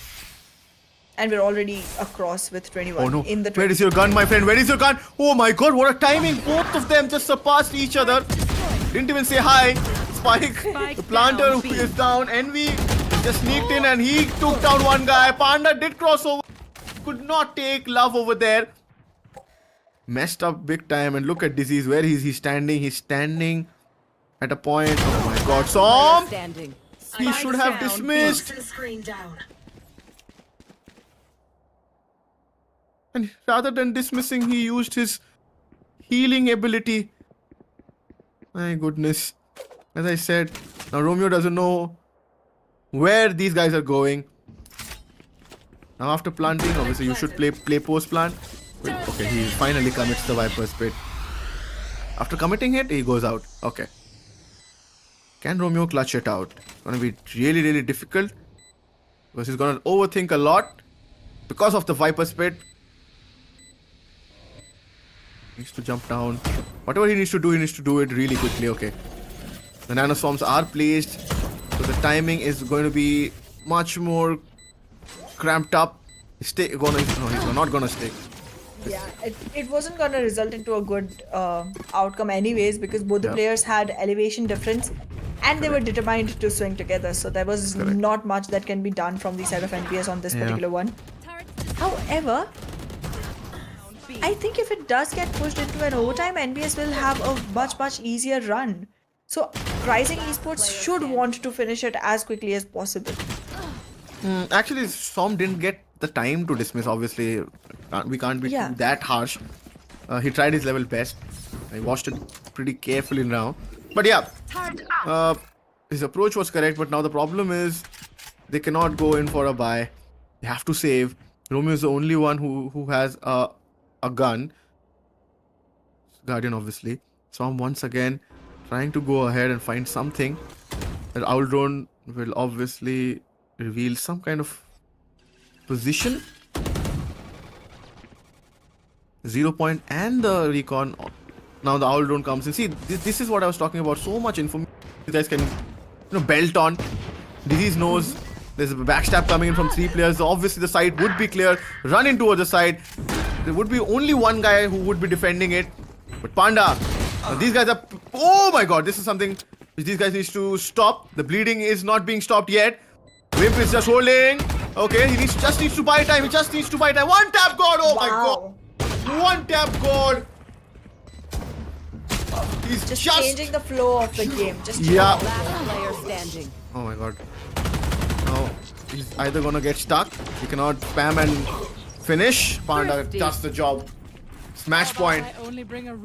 Now NBS should not do anything silly and just ruin this. They did the hard part. They did the hard part of converting an eco round. But one tap god. How good was he? Wimp. Seriously? I have no idea how this one went into the favor of NBS. They're good, yes, but I was not expecting them to be able to find a thrifty against RIE. However, now that they've done it, I don't want to see them lose, because this team has been having my hopes up ever since yesterday, and I just want to see them be able to actually capitalize on all the hard work that they're putting in right now. Like the way Yep. the map started, it seems like a very entitled victory for NBS nonetheless. Hunter's Fury in, trying to create some space, but not gonna get a lot of capitalization here. Yeah. But Envy is in with that operator. Which is And the obviously Blade going. Storm. Yep. And it's gonna give them a lot of space. And you cannot peek him so easily right now. And also look at A-Star's position. Oh, it's A-Star just gave them the sound. Gun. Oh, he can do it now. Oh no, he made too early with his shot though. Now the problem is Oh wait, what? He missed his blade storms too. Oh, you cannot peek. He is with the op, and this time he won't miss. These guys are playing a retake. Oh no, Envy. Okay, he has the Hunter's Fury. Hunter's Fury. Storm. He cannot stick, he cannot stick, he cannot stick! He is only with 8 HP. This is gonna go till the overtime. They have messed up. Don't rush me. Both the teams are just on next level. You know, in Hindi there's a line called Ek se badkar ek hai. Yes. Switching sides. Overtime. You know, the way Envy messed up that situation. Missing out Blade Storm, missing out his op shot, missing out Shorty. In one round you will think that these guys are on next level, another round they feel they only make us feel that they are like some below ranked players, which is not supposed to happen. I mean, things go wrong, but not that many times. And that too in a best of 3 situation where you're playing a grand final where the mistakes are supposed to be controlled. Exactly. I don't know where they're getting this nerve from to actually go ahead and keep trailing behind that far. Because I mean, the fear. Both the teams are so fearless that they're going on doing what they want without considering the consequences of it. Would you call And it I can just fearless? see that. Would you That's call literally. it? They don't care. See, I'm trying to be polite here. You call it stupid, but there's a thin line. If you cross that line, then it becomes fearless instead of stupid. So, like, I'm trying to be softer on the blow. No. Fair enough. What I'm trying to say is they're so fearless and so bold in their own gameplay that they want to do a do or die every single round. Like, look at this one. We have a 3v2 yet again. They're so matched up with each other on the level of skill. And right now, I don't even think it's about the abilities or the macros or the micros. They just want to hunt each other right now. That's all they really want to do. I mean, that's Switching the problem, sides. right? Match After point. getting those 1 or 2 picks, the overextensions, where you become a little bit greedy of, okay, we know that I have 4 players ahead who's backing the spike or maybe watching over my back. And that's how you just give in. You know, right from the word go, if I point out the situation where Love, he was really finding it hard to make those movements, right? Once he was given those exit frags, look at him. He's a changed man. Poison orb. Well, changed man, changed side, changed play style. Correct? We're seeing all of it coming. Oh, The barrel was uh-oh. visible. They know he's here. Yet again, the barrel is peeking. And then we will find the frag. Going one more round. Take flight. Yeah, there's gonna be another overtime. Rising Esports Oh, no, loves Envy. overtimes. It's their favorite. Envy. Wait, I did speak too early. Okay, now Wimp and Envy both find 1-1 each. Still ahead. Storm goes down as well. Great Storm. Yes, he finds it. He compensates for that round. It wasn't And an ace, but it Switching still was a sides. blade storm. So why not? Overtime. Yeah. So yeah, as we expected, it's gonna go now until unless they stop making these kind of mistakes. A Viper with top, it's okay, it's fine. You can use an opportunity. You have to be very aware.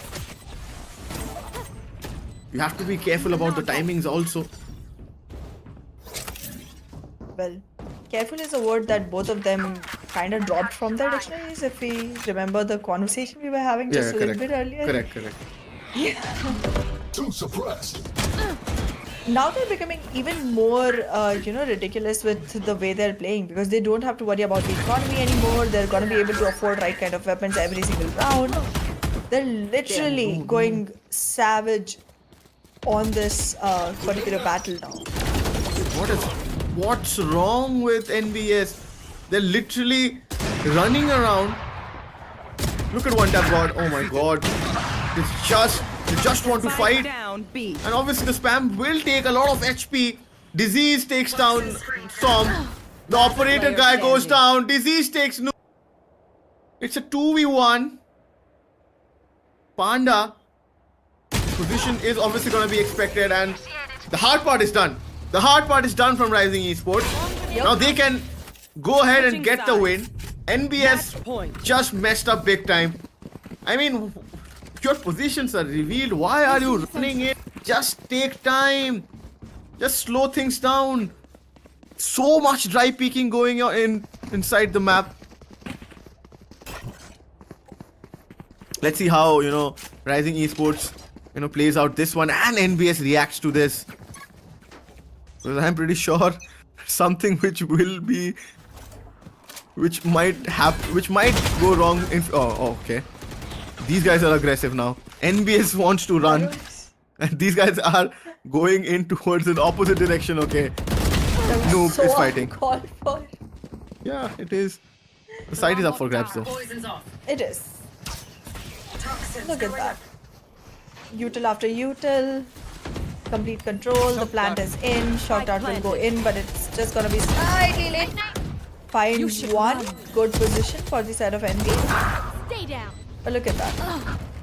It's a 2v2, gets converted into 2v3. But wait, he's gonna get stuck. He's gonna get stuck. He's allowed. Oh my god. Oh my god, it's a 1v2. Panda is stepping up big time. But Disease, he needs to play it very smart. He needs to play time. No. He has the time to defuse it. Oh my god. Oh my god. We thought Rising Esports has it because See, they were able again, to win their it was defense not round. Rising Esports. Overtime. It was actually it was Rising Esports playing against each other. Exactly. I mean, you got the defense round. You've been getting the attack round every single time for all this time. How do you suddenly not get it anymore? But then credits has to be given to Panda though. He was the guy who did manage to make that ballsy move and go. And first of all, how can someone deny your lockdown when 3 of your players are standing over there? He not only took down the lockdown, he took 2 of your players down and then he was eliminated. Wow. Right now, these teams, they don't even care who wins, who loses. You recently mentioned a saying in Hindi, right? I'm gonna give you a word in Hindi, and that is the only thing they both are looking for, they both are thirsty for or hungry for. And that word is Kalesh. They are just trying to have a Kalesh with each other, constantly just running around, finding each other and just putting bullets through each other's heads. That's all they want to do. Yeah. That is so true. Let's see how this round turns out to be. It's actually fun to watch because, I mean, come on, it's Valorant. It's the grand finals. It should be like this. Absolutely. Finally, we see the decider, and the decider has gone on towards the overtime. So now, and we will find Panda over there. Revealing So area. again, a good start from Rising Esports side. But will they be able to end it? Well, that's the point. Envy and Panda have been arch enemies in today's map of Icebox. True. They're both just being those players from their own teams who are trying to capitalize as much as possible for every single round in the initiation itself. But well, in this particular one, Envy has the upper end. Look at Noob. He is sneaking in from mid. The question is... Oh, okay. These guys are... Okay, the walls will come down. Look at Romeo. Som takes down Envy. The trade has been taken out. Now the problem is Romeo has walked in. Noob has walked in. Now. Okay. Good chances. Disease is just going in to clear out Noob. But Noob is better. Disease been taken out. Problems, more problems. Okay. One enemy remains. Sure, Noob. And Romeo takes the last man down, and it's the round which NBS was looking for, though. Switching The sides. problem is they have not been Match defending well. Let's be very frank. And Rising Esports would want to, take their chances by winning it, but then NBS, are they having that one round in them? One special round. Started with NBS on Lotus. Still NBS on that match point and game point. Can they end it? Okay. Can they? Can they really? Let's see. They had that opportunity multiple times. But well, Oh, yet started again, well. one more Ooh. time. Yeah.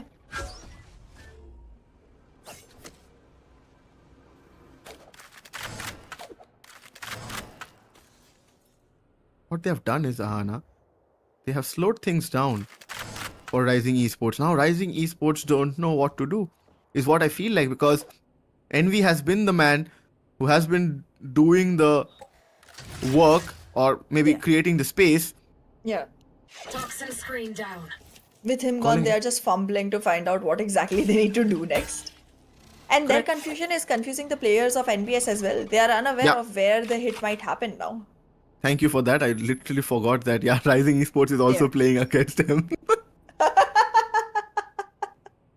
They're also playing it. Oh, yes. Yes. Just taking time. They're just taking time. The rotations are coming in. They are gonna 30 just seconds walk in. Okay. No. Love. Wow. As I said, I did not want to call out. Okay, one tap god Planted. connects. But the problem is the spike has gone down. Flash. And anything can happen once these situations go in. The position, look at the position of A-Star. He can find 2 or 3 if he gets the timing correct. Nobody is watching. One enemy He remaining. misses and Noob connects 2. Now this looks possible and NBS. Oh, wait. Disease. He has the lockdown, but he needs to swing. The wall. No, the plant is not for him. And Noob. The third one as well.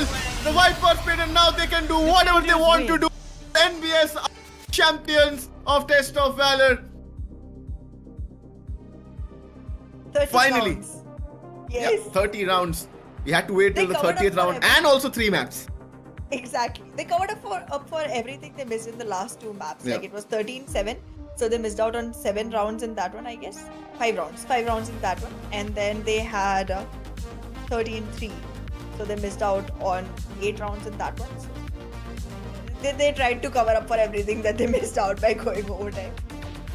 But Absolutely. this was uncalled for, the way they were playing against themselves. Like you and I were talking about it like a joke constantly, that they are literally their own worst enemies. But they were. They Yeah, they were. constantly were. Correct. I mean, both the team had their opportunities to shut this down. And I think Enemy remaining. Icebox and Lotus was fine. Sorry, actually, Lotus and Haven was fine.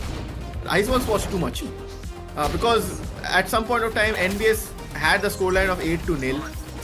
And then from there, it was good from Rising Esports side that they managed to bring it to an overtime. But once it came down to overtime, also while that time there was a lot of basic stuff being missed out. Rising Esports had their opportunities to close it out much earlier, and actually NBS also had multiple opportunities to close it out earlier. They shouldn't have let Rising Esports go in and have that overtime. They've overthinked a lot more and lot much, I think, which was causing the problem, is what we were discussing also. And also there were situations which were very uncalled for, like missing shots. A. I think missing their ultimates, not using ultimates, underutilization, a lot of things. I agree. There was just way too much of carelessness, a way big amount of mishaps from both sides. But well, in the end, it is what it is. So NBS take the victory for themselves, and RIE trailing right behind. Exactly behind. Correct. By the way, if you take a total number, then both the teams won equal number of rounds. Exactly. And that is why I said both the teams are on an equal level at this moment. Yeah. Not even watch it on repeat. Yeah. This match has a lot of highlights, and a lot of funny moments can also be created from this match. Exactly. A lot of funny moments. Player standing. Wait. But in all seriousness, considering the fact that how NBS played the whole series, they were the better team from the word go. But then, Rising Esports had their moments. Heaven was completely their map. They literally owned NBS on that map. It was 13 score. It's not at all easy. But coming on Icebox, starting with an 8-0 scoreline, and then again showing character and coming back, regardless of what happened. You know, they missed shots, they overthink, they couldn't, execute their plans. They still managed. For example, if I take a reference from, if you have a free goal without a goalie, still got to score that goal, right? So it's the same situation. If you're making mistakes, you still got to punish them, which was done, and they made sure they give them a good fight. But NVS was better. They managed to. That's right. The way NBS has been coming up toe-to-toe with RIE on this one was obviously expected, but the way RIE lost a winning opportunity, they had already done the hard work on this particular round. They had the advantage and they still lost, and that was just very, unexpected. But after that, very soon enough, NBS was able to cut this short and win it out. Yep. At this moment, these were the final few moments. This is where things changed for NBS, in favor of NBS actually, and LFT Noob, he finally stepped in. He said enough is enough.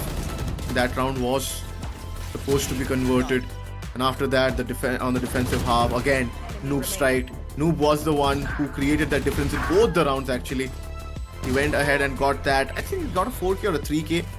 If I consider both the overtimes, like possibly the 29th and the 30th round, he was the one who created the difference though. Okay, let's have a look at the scorecard, and I want to see how many eliminations did that man was able to secure. Look at NB.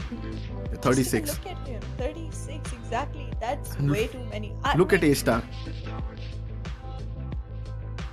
Oh my god. Contrast. Big contrast. He's the only one with single digits right now. So Yeah. that's slightly sad.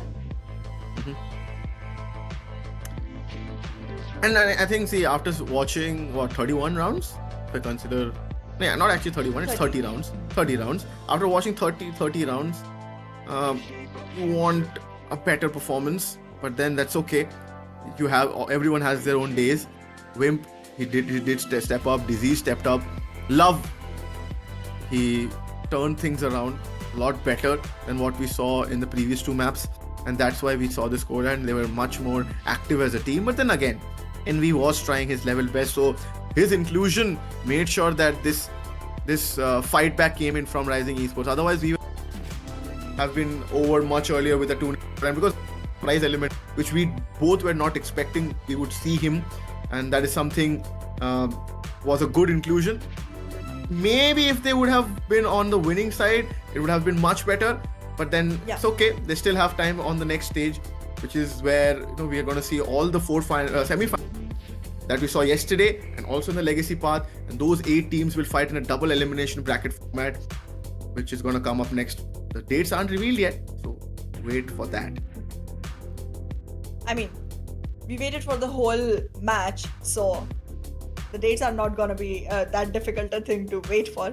Because think about it, the kind of momentum we were seeing from the players, the kind of nail-biting moments that kept coming up constantly, it was just completely unheard of, unthought of. I was not expecting that kind of a gameplay, but it still happened. And the moment we got closer and closer to an actual win, as you mentioned very rightly, we saw them being their own worst enemies, and that was just something that I was not prepared for at all. Okay, so I think we are gonna have an interview with the winning team, and then player is gonna represent them, and it's mostly gonna be Panda. I think we'll know. I think he's in actually. Oh, okay, he's in. Yes, I am in. It's me, Panda. Hi. Hello. How are you? Hi. I'm in post tournament adrenaline rush type of thing Okay. right now. The kind of match we witnessed, obviously, you should have that rush. So tell us, walk us through what's going on and what happened in the last.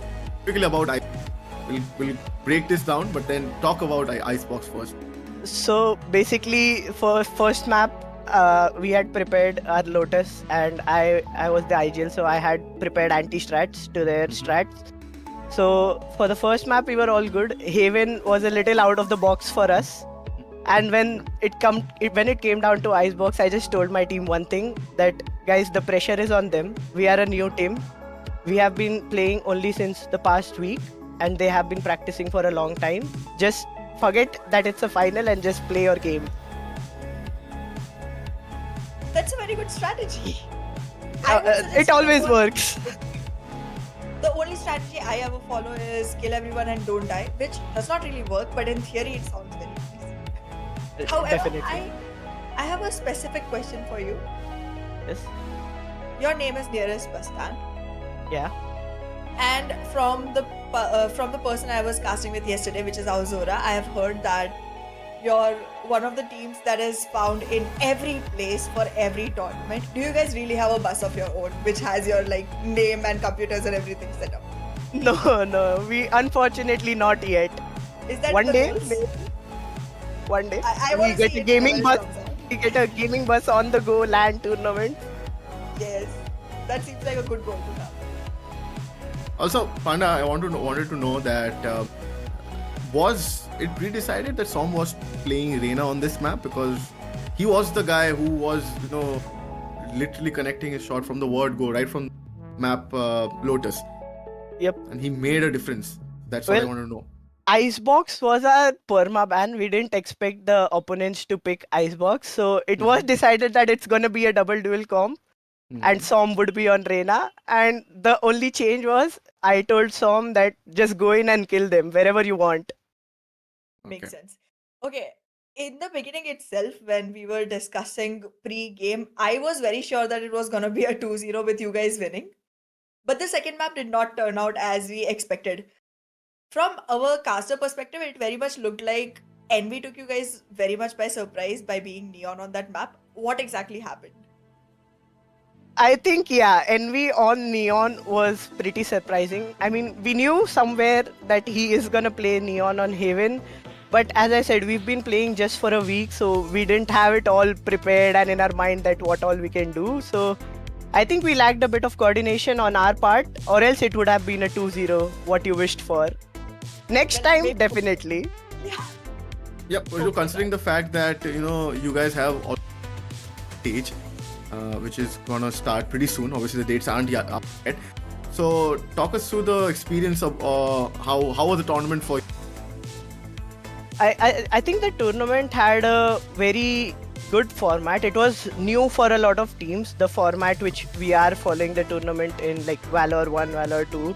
Correct. So it felt very professional. The admins were also very friendly. Like today there was a delay due to some player issue, so they were friendly. They talked to us and they handled things very well. So I think it was a pretty good experience. I am looking forward to playing more of your tournament. So are we? Well, we are we looking would all- forward to seeing more of you. Correct. Oh, correct. you will for sure. Because you There guys was are. Yeah, Anna. I was just saying that I was giving him a compliment that you guys were entertainers, and every one of you, all of you guys showed character, because when things go down till the overtime, you need to be pretty calm over there, because we were literally talking with each other, saying that what are these two teams doing? Both the teams, sometimes feel like they are, making such basic mistakes which they are not supposed to do. I saw a round where Panda, you were the one, you missed out on that and you whipped big time. I was like, what just happened? And I couldn't even control myself. So yeah, those. But I recovered. Happened. Yeah, you recovered, man. The whole team did. You guys won after all.